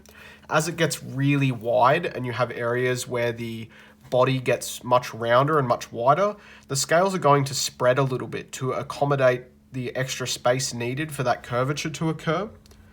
And so you're going to have this little spread and split on the inside of the body. Now again, the way to make that happen is to make sure that the ends of your scales, this example here, the ends of your scales match up as closely as possible. So to give you a demonstration on how this curvature affects the spreading of the scales, I want to slightly spread my lines like so.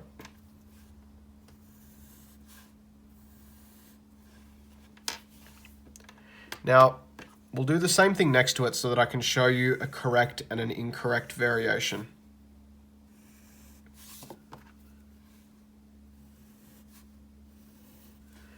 Okay, so you can see that my lines spread to accommodate extra thickness of the body or a curvature.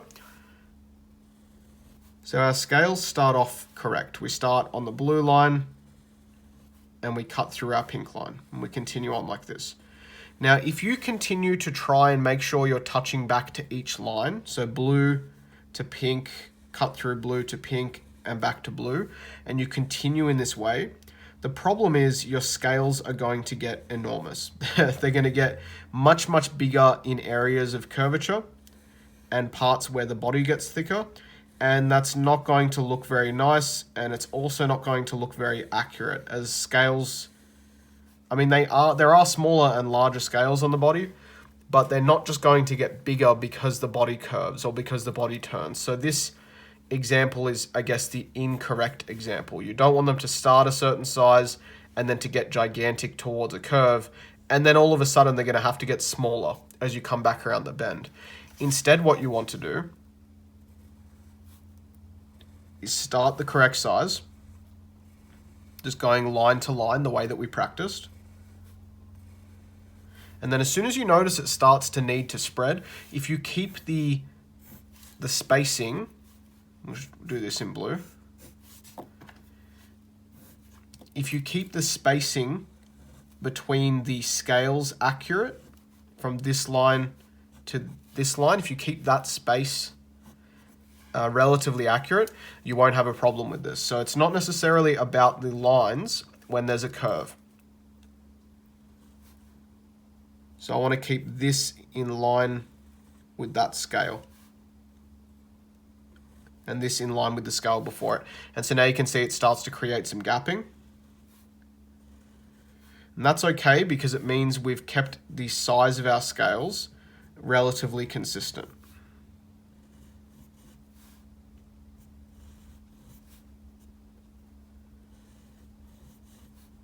Okay, like I said, this will create some gapping in the scales, but that's okay. That's going to look correct once you've filled all of the scales in.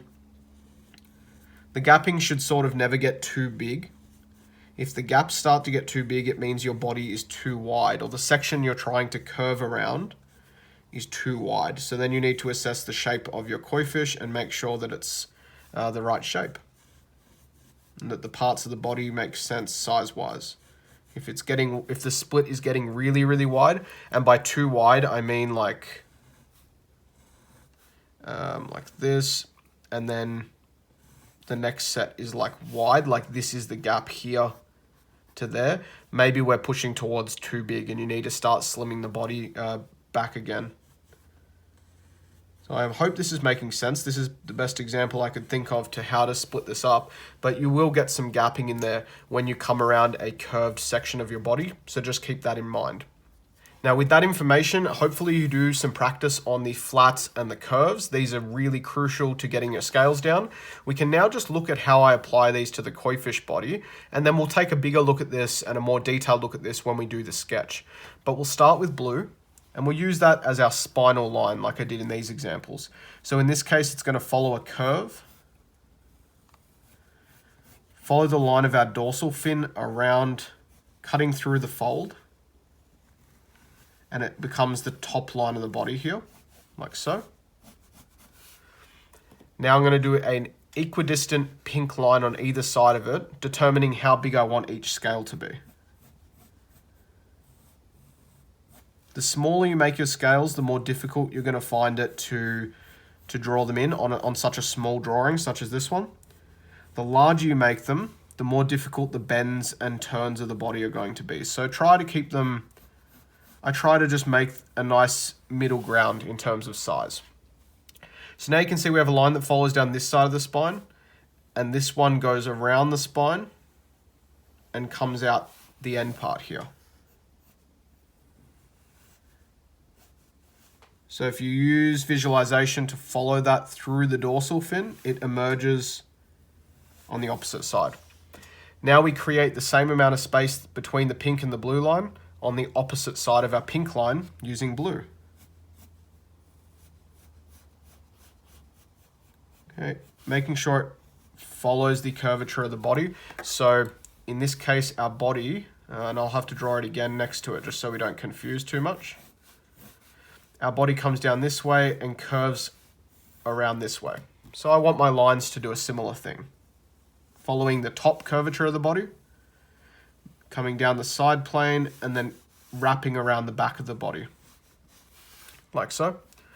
On the opposite side, we do the same thing, an equidistant line of blue. Imagine it going through the dorsal fin and emerging next to our previously drawn pink line, like so. Now we can take our pink pencil and we continue the process.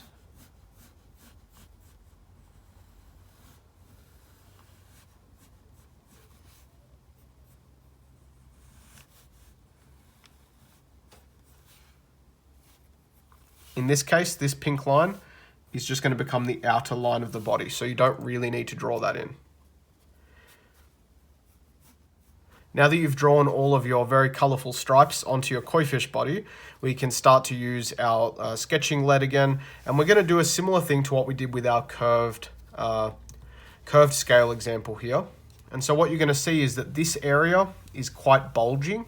If you consider the contour lines of our body shape, this area is quite bulgy. We have a curve on the outside of the body here that's going to be a little bit wider. And this area where there's like a pinch and an inside curve is going to match up with the inside curve of our curved example here. So what we're going to do is start our scales around the spine area. I'll come up from pink to blue and back down to pink. Now the next scale's not going to be visible, okay? It's hidden by this part of the head, this line of the head. So in these examples, we did 3 scales right next to each other. In the example of our fish here, this is our leading scale, and the scales are going to be on more of a diamond angle. So the first scale being like this, and the ones underneath it sitting like this.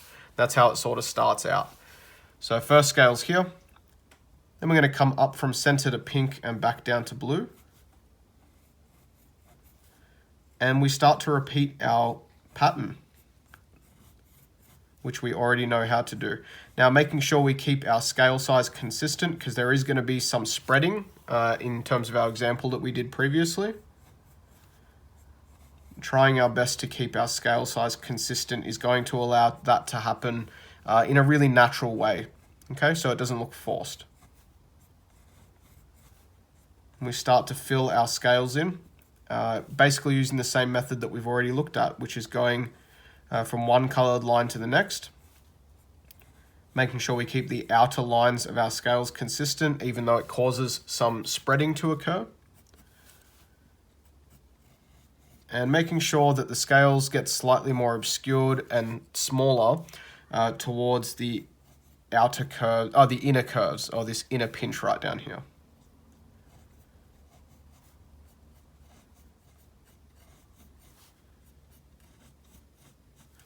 Now you'll notice when we get to the dorsal fin, the scale is going to hit the front of the dorsal fin, and where do we go from there? We just continue our scale pattern down either side of the dorsal fin. So in this case, we're going to start on our blue line and come up and back down to blue. And so now this is where the dorsal fin interrupts, and we'll come back and do that in a second. So when we come back to the dorsal fin, we now start on blue and come down to pink. And then we can continue our pattern up to blue and down to pink, up to blue, down to pink. When I get to the fin, typically what I'll do is I'll start the scale and then I'll just fade it off towards the end. And by fade, I mean I'll just do a softer line as opposed to a really harsh line, and I'll just let that scale sort of vanish where the fin starts. Now, once you complete the scales in this top half of the body, it comes around on a bend and we start to see scales on the opposite side. All I like to do in this case is find the longest blue line and start my scale pattern again using that as my central line.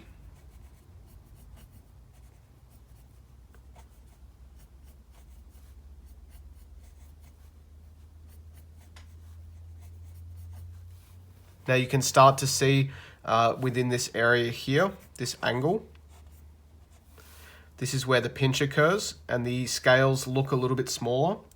And on this side, they look a little bit wider. So similar to our curved example that we did previously, it has this sort of an effect where there's wider scales, wider looking scales here and more obscured scales on the other side. Now, the way that I like to finish my tail off, if you've done it correctly and started on blue, you're typically going to end on 2 blue line scales, like so. And then I like to do a third one in between them. This ends our tail on a V shape, like so. Okay, with 1 scale here, 2 scales here, and so on and so forth. It ends it on a V shape, which is the same shape that I said we started our head with. So if this was our head, okay, this is the top of the head of our Koifish here. The first scale starts on our blue line, like so.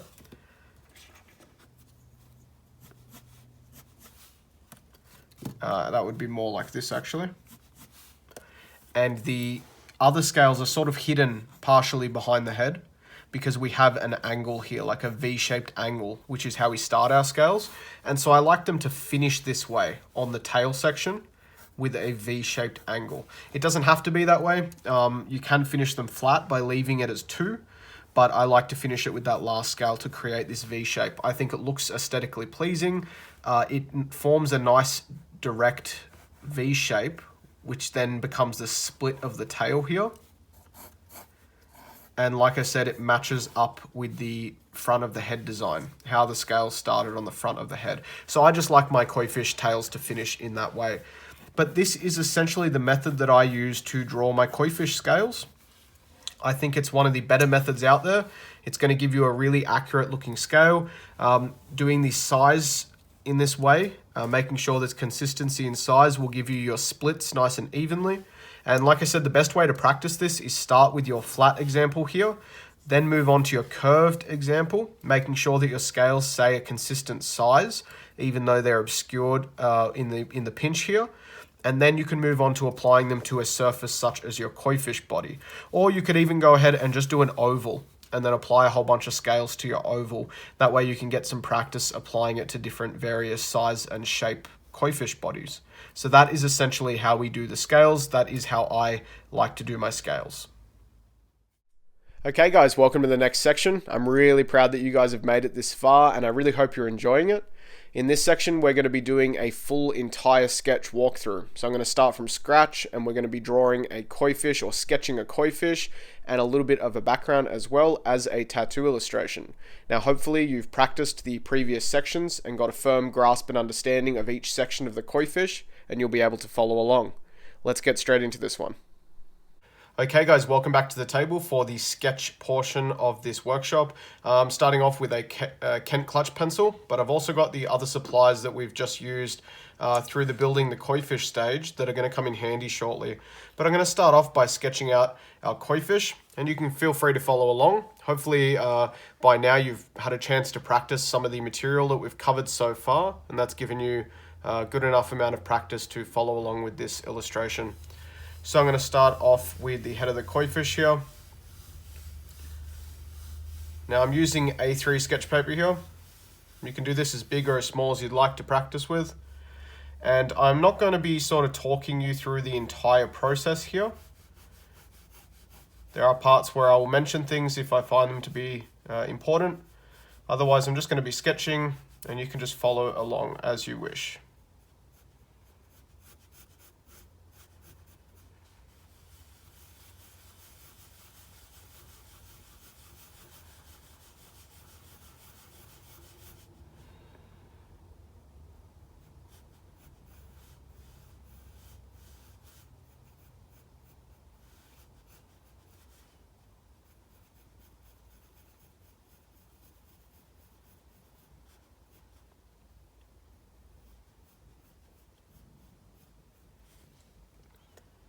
So we'll just quickly say that I really hope you guys have enjoyed the material I've included in this workshop so far.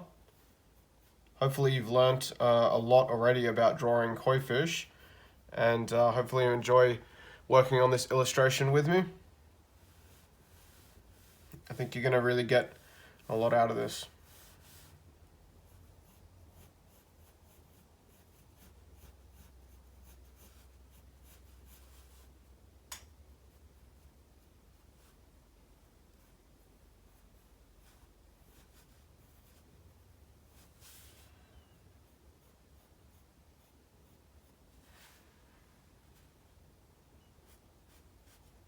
Now in this case I'm doing the little backwards whiskers. This is sort of my favorite ones to do, but you can of course do whichever ones you'd like.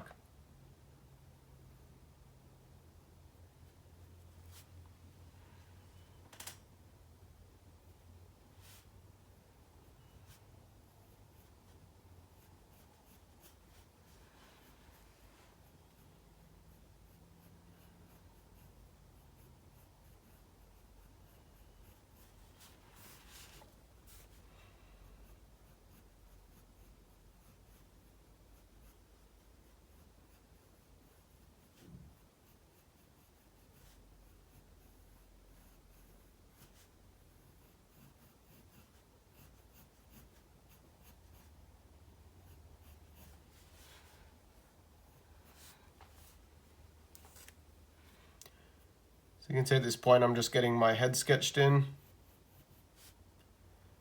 always like to start with the head of the koi fish. This sort of dictates the orientation, like which way the face is actually pointing in. And you know, it's nice to start off with a really strong element such as the head. I find it easiest to draw that way.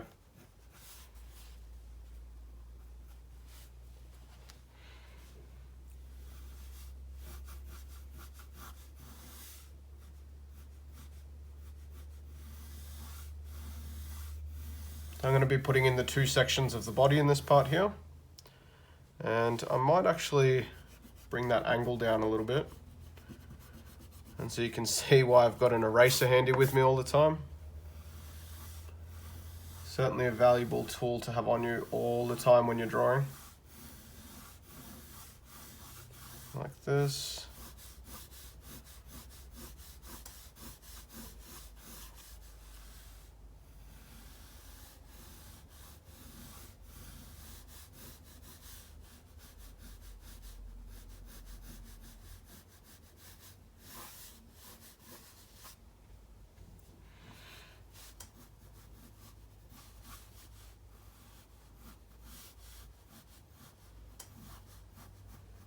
Coming down to about halfway to add in my dorsal fin.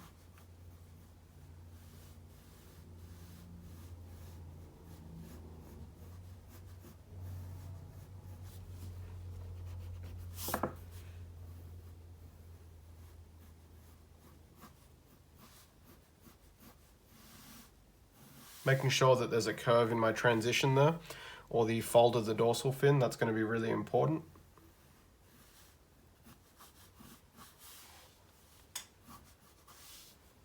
Right.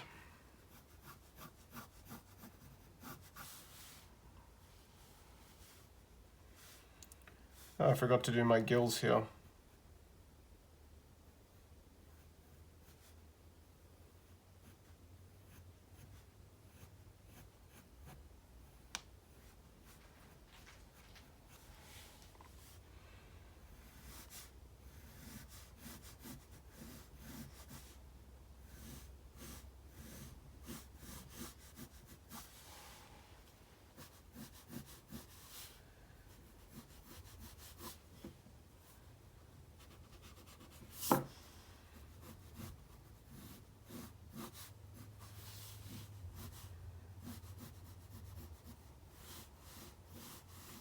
Putting in the end of the body sometimes sort of helps you figure out where the tail starts. Helps you get a gauge on how long you want everything to be. So I like to sort of round off that end part of the body as well sometimes.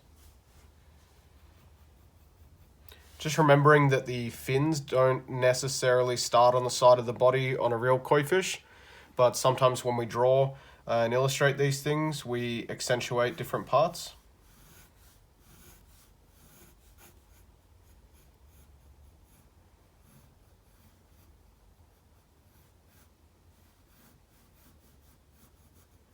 Okay, so that gives us our sort of Dorito shape, our little triangular shape.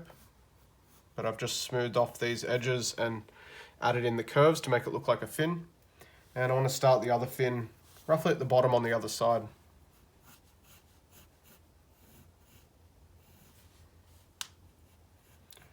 And now, like I said, some of the fins can be facing backwards or forwards. In this case, facing forwards because he's swimming upstream and possibly jumping out of the water a little bit. So that's sort of going to make the most sense. And we'll come down. Might put in one of the ventral fins, just you know, slightly, that you can see one of the ventral fins on the side here. And maybe we'll drop in the anal fin just before the tail.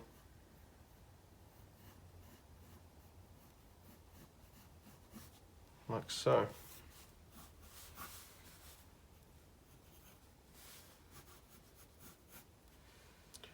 Okay.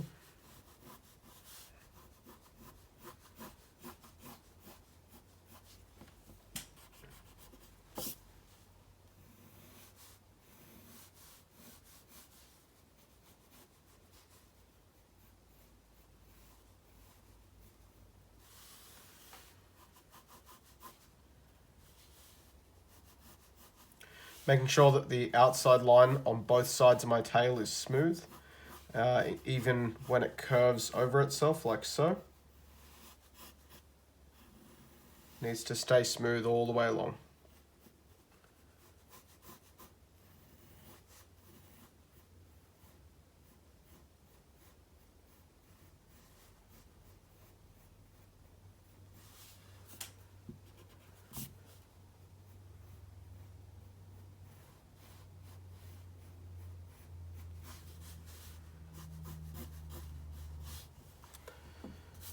Okay, making sure that my tail is big enough to propel the front half of the body. You know, sometimes I'll do them a little bit smaller than this, or sometimes maybe, it's pretty rare that I'll go bigger than this, but yeah, sometimes I'll do them a tad smaller. Just depends sort of how I want this to look.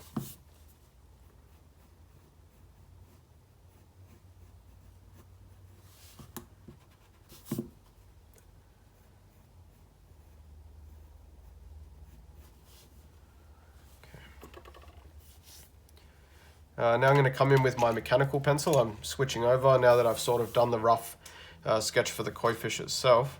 And I'm just going to start adding in a couple of little lines of detail.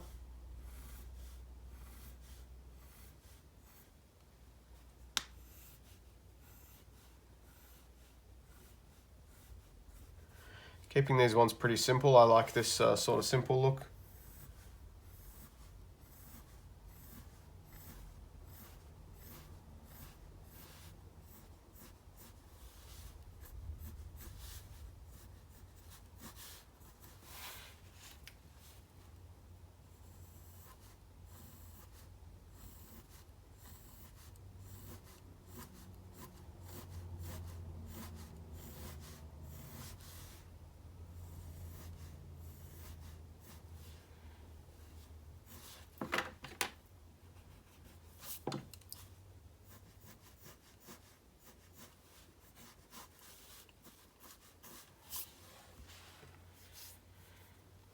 Okay.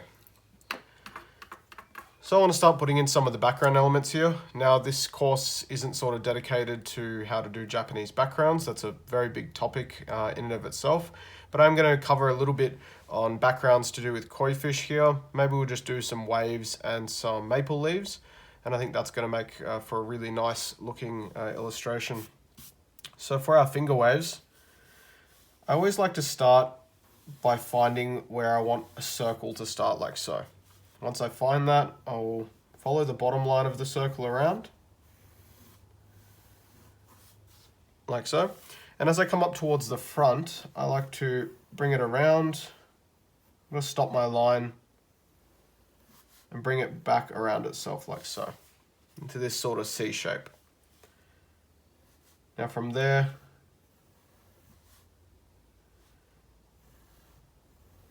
you can continue the same sort of pattern, creating these C shapes. I might cut this back a little bit. And I'm going to follow this C shape around and create another loop underneath. And I'll do the same for the next one around. And this is going to start forming my wave or my water that goes up and then hits the fish and crashes back off into an actual wave. And these are like what we call Japanese finger waves. This is the way that I like to do them. Might add another little loop in here.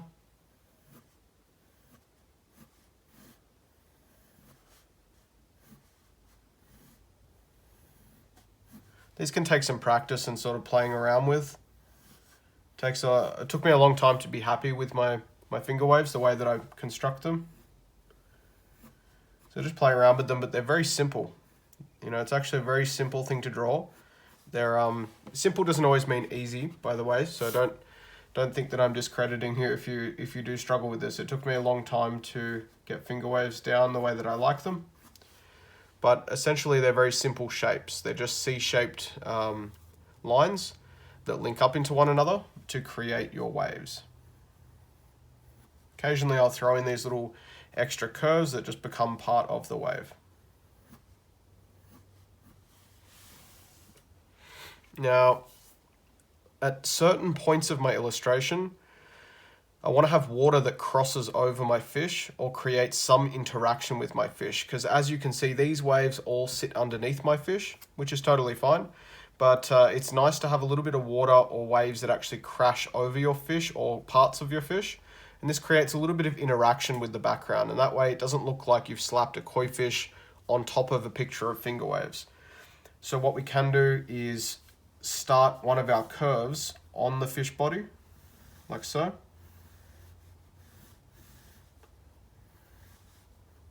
And from there we can start to add in our finger waves. I might make that one a little bit skinnier.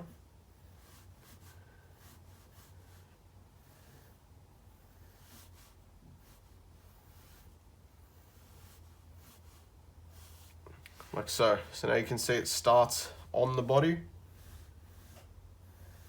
and the next part of the wave comes off the body. So there's going to be a little bit of shading in that area, maybe obscuring some of those scales and making them lighter, but I'll cover that when we go into the line work section of this little workshop here. Now there's also going to be areas where you're going to want to cross over with thin parts of water. How would you call it? Like a thin stream of water. So I'll go over this back fin, like so. And I'll double up on that line, getting wider towards the bottom, okay? This is like a little stream of water that's shooting over that fin.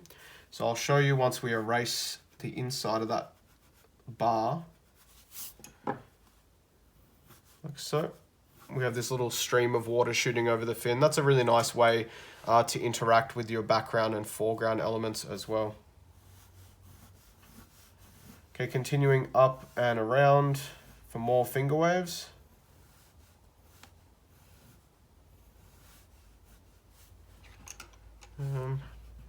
Cut that one back a little bit. So it's this constant refinement and experimentation to make sure you're happy with the shape of things. Don't feel like you have to get this the first try. You need to play around with it. You know, find what works for you in terms of drawing your actual waves. And also the layout of the waves is going to be different for everybody, just depending on your personal style and how you want things to look. Okay, I might also include some waves splashing out the front. He is sort of jumping out of the water, so that's why the waves are sort of deflecting away and off of him. So some waves coming out this front section is going to look pretty nice as well.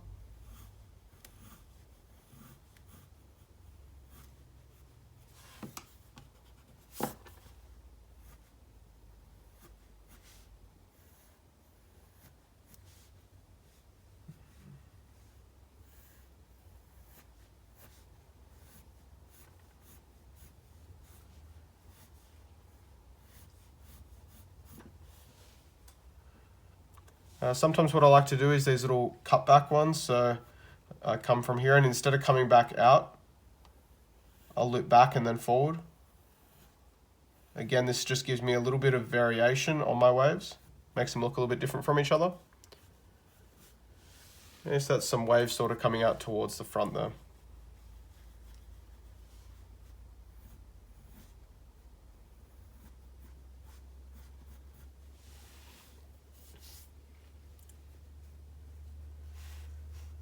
All right, now from here, we sort of start to look at where our more empty spots are. So we've got an empty space here and an empty area down by the tail where we haven't filled in any of the details. That's where I start to look at what areas I can start to fill in. So for this area, I want to have something cutting through our tail, similar to what we did with the fin up here. So maybe we come from the left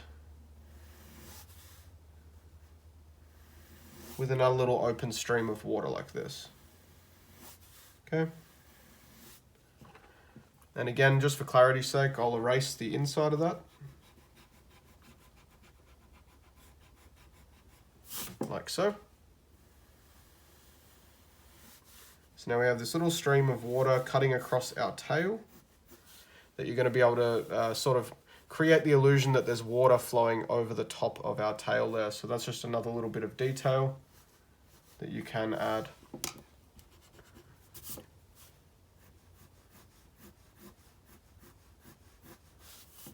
Okay.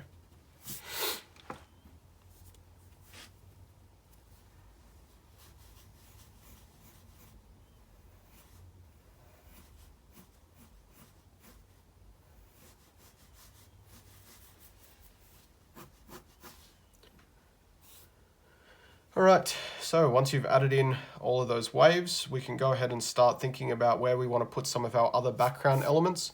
Now, if this was a really large illustration, you might be able to include some flowers as well. You could probably include some cherry blossoms in this case, but I think I want to do maple leaves on this one. So I'll give you a quick little run through on how to draw a maple leaf. I'll do one in this upmost section here. I'll start with a little circle, and I'm going to go 1, 2, 3, like so. These side arms are going to be smaller than that top one. And I'll go 4, 5, and 6. And those two are going to be shorter than those ones as well, only very slightly. Now I'm going to draw a dot that's equally between the space of each of these sections. Now we can come from each of those dots out to the tip and back to the dot, okay, like so.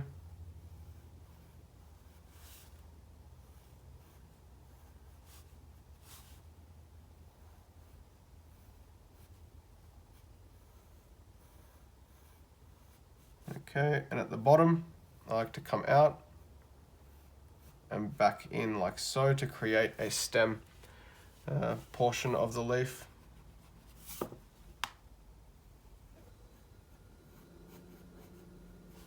So anyways, that's going to give you the basic sort of shape for a maple leaf.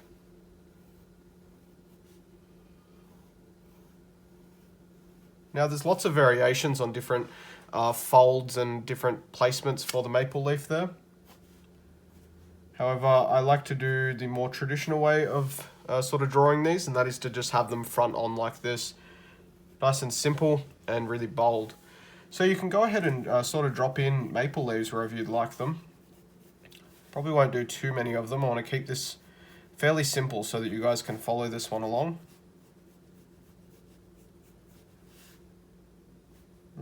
Put in my dots.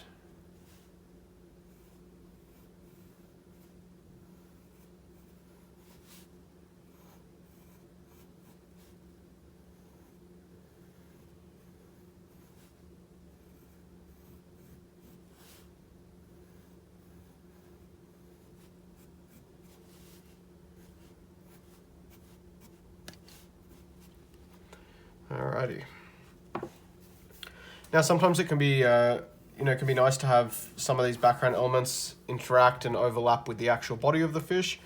So you could go ahead if you wanted to, take a space where you think you can fit a maple leaf that overlaps a little bit and just drop one in.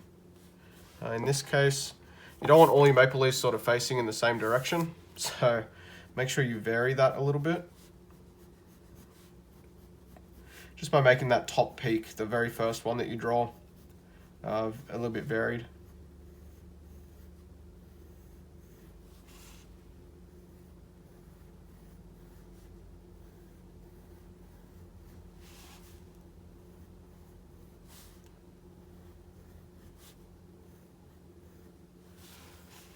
That's going to give us another little maple leaf there.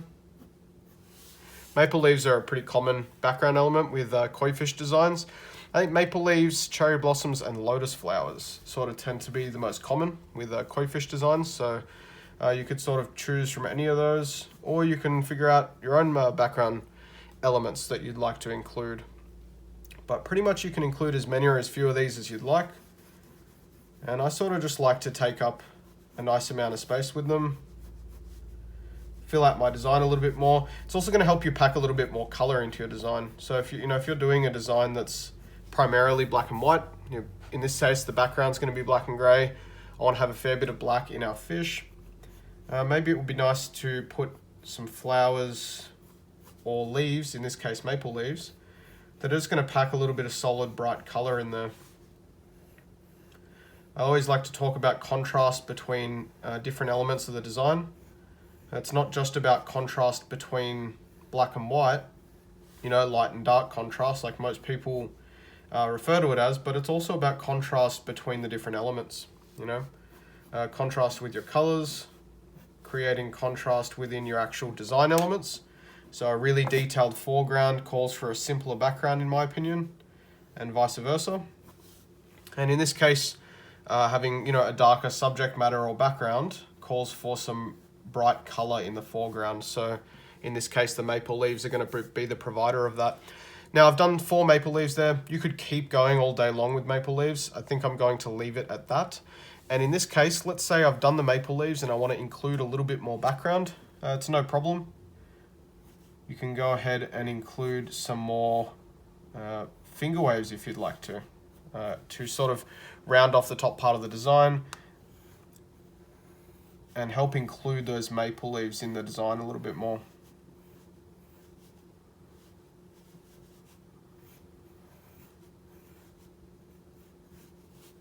Okay.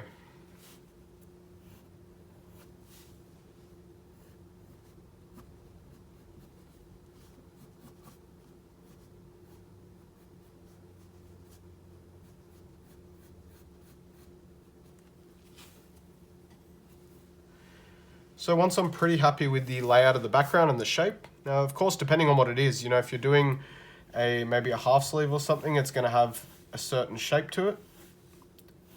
If you're doing a back piece, it's going to have its own certain shape to it. So maybe depending on what you're doing to whether you're happy with the shape of it is a good way to look at it. But once you are sort of happy with the shape of it, then you can start adding in more of your detailed elements. Okay.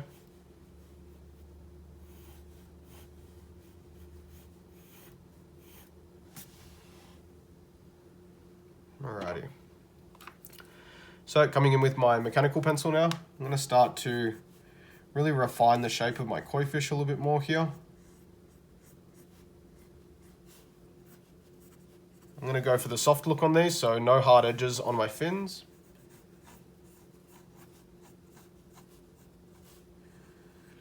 The heads are always quite simple. I don't really add too much in the way of detail to them, so kind of leaving the head how it is I think is going to be fine.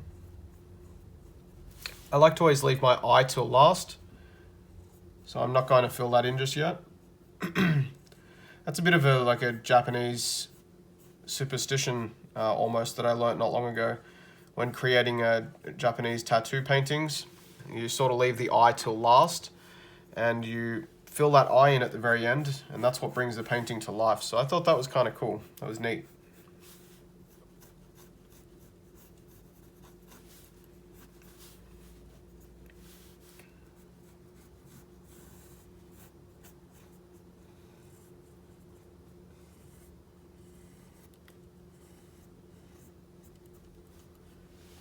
Okay, that's it for my fin there.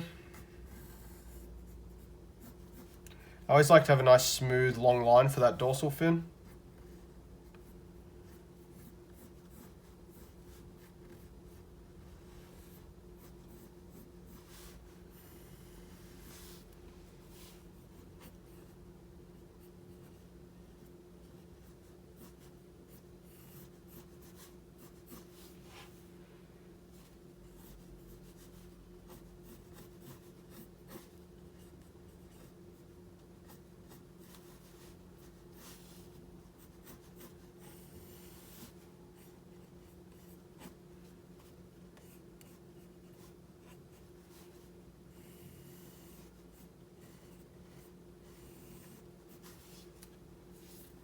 Okay.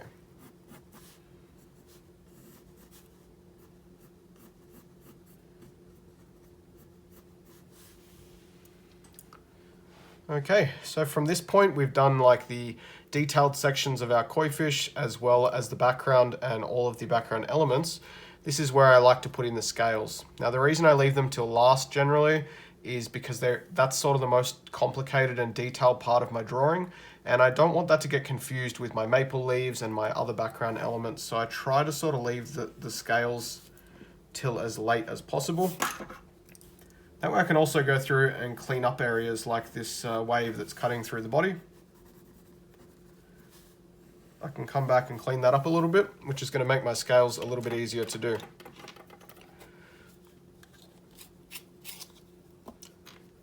Now I'm going to go through and do the scales with the same method that I already showed you guys in the last section. I hope you guys have had enough time to practice this one. This is, like I said, one of the more difficult elements of drawing koi fish or any Japanese sort of designs, is getting the scales correct. But it really does sort of add a very nice quality to your art when you can do this nicely. So you want to make sure you measure a full length of one scale, how big you want one scale to be. I think that's going to be a good size. You don't want them to be too small either, because with Japanese style illustration for tattoos, we tend to color each scale individually as opposed to the more, I guess, new school or neo-traditional way of looking at it, which is sort of doing a color wash over all of the scales. In the Japanese style, it's usually the scales are colored in individually.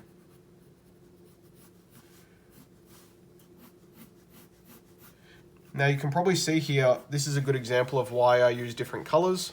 I've now just overlapped my maple leaf, but it doesn't matter. I've overlapped it in blue, and so it's really not going to worry me too much. I'm going to be able to just see through it.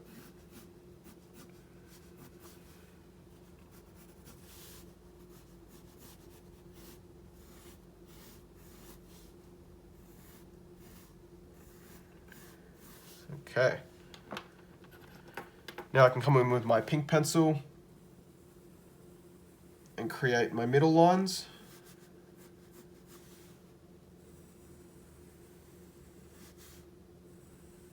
And just keep in mind that we're always following the contour of the body here.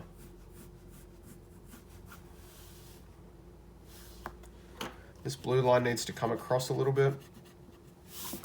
And don't be afraid to make mistakes and, you know, need to erase them. This is all part of the learning process, and, you know, even once you're an established once you've established a good foundation within your art, you're still going to make mistakes. That's sort of, you know, art is a learning process. I don't know any artists that don't still make mistakes in their illustrations, and, you know, you need to go back in and fix those, and that's okay. So once I've done that, I'll typically turn my page. This is just going to make it a little bit easier for me angle-wise. And then I'll begin filling in my scales. Just repeating that pattern, going from blue through to pink and black back to blue. It's a bit of a tongue twister. And then repeating that all the way down the body. This is the exact same method that I just took you guys through in the last section. So hopefully you've had a chance to practice that.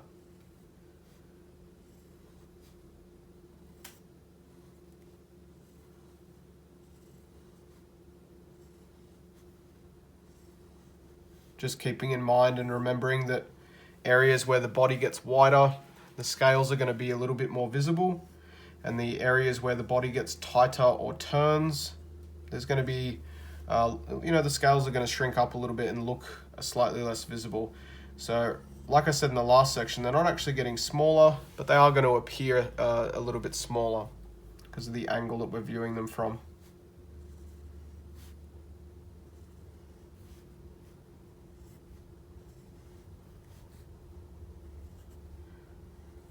Now there is also going to be some spreading that occurs, and like I said in the last section, that's okay. There is supposed to be a little bit of spread between your scales. As long as you keep your scale sizing consistent, that spread will naturally open and close, so you don't need to worry about it, which is nice. It's going to come naturally as your scales move across the body. As long as you keep your scale size nice and consistent.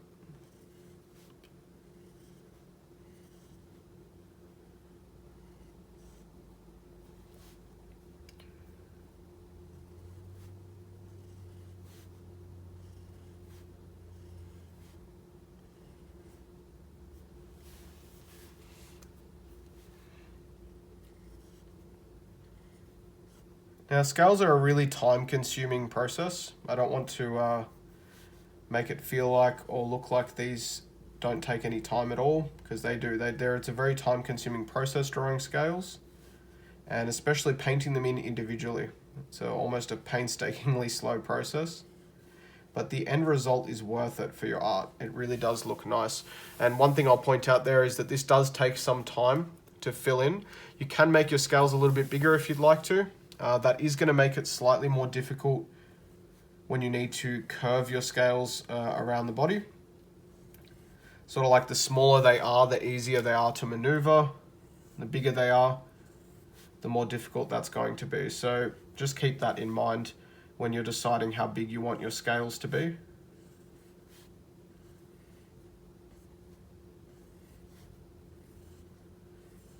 There's lots of fancy ways that you can try to wrap the scales around the sides of the body and sort of have a bumpy texture at the edge of the body.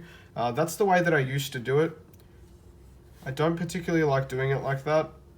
It loses that traditional aesthetic, the quality that makes the design look slightly more traditional.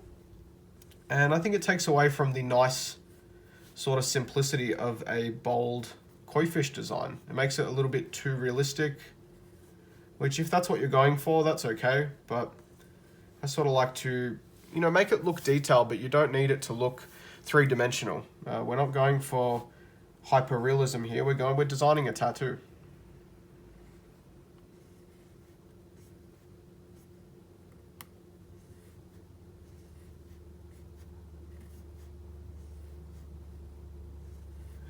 So when you've got background elements overlapping your scales, you just have to do your best to work around them. It can be a little bit tricky at times, but just try to imagine where the scale meets up, where the next point is. That'll hopefully help you work around those little background details. Okay, so that's the first half of the body scales done. Starting on the second half, like I said, I like to start with the longest blue line. What I mean by longest is the one that comes furthest up towards the top half of the body, which is usually the lower one. That's where I'll do my first scale. And from there, it's a simple process of repeating that same pattern.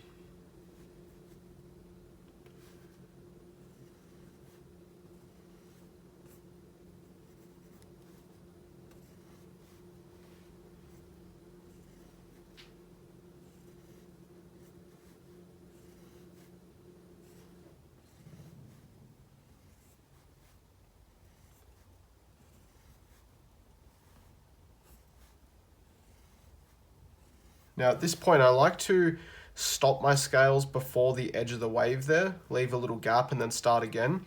Or another nice way to do it is to complete your scales, and I'll do them a little bit lighter. And then you can go ahead and just erase that section. That's another really nice way to do it.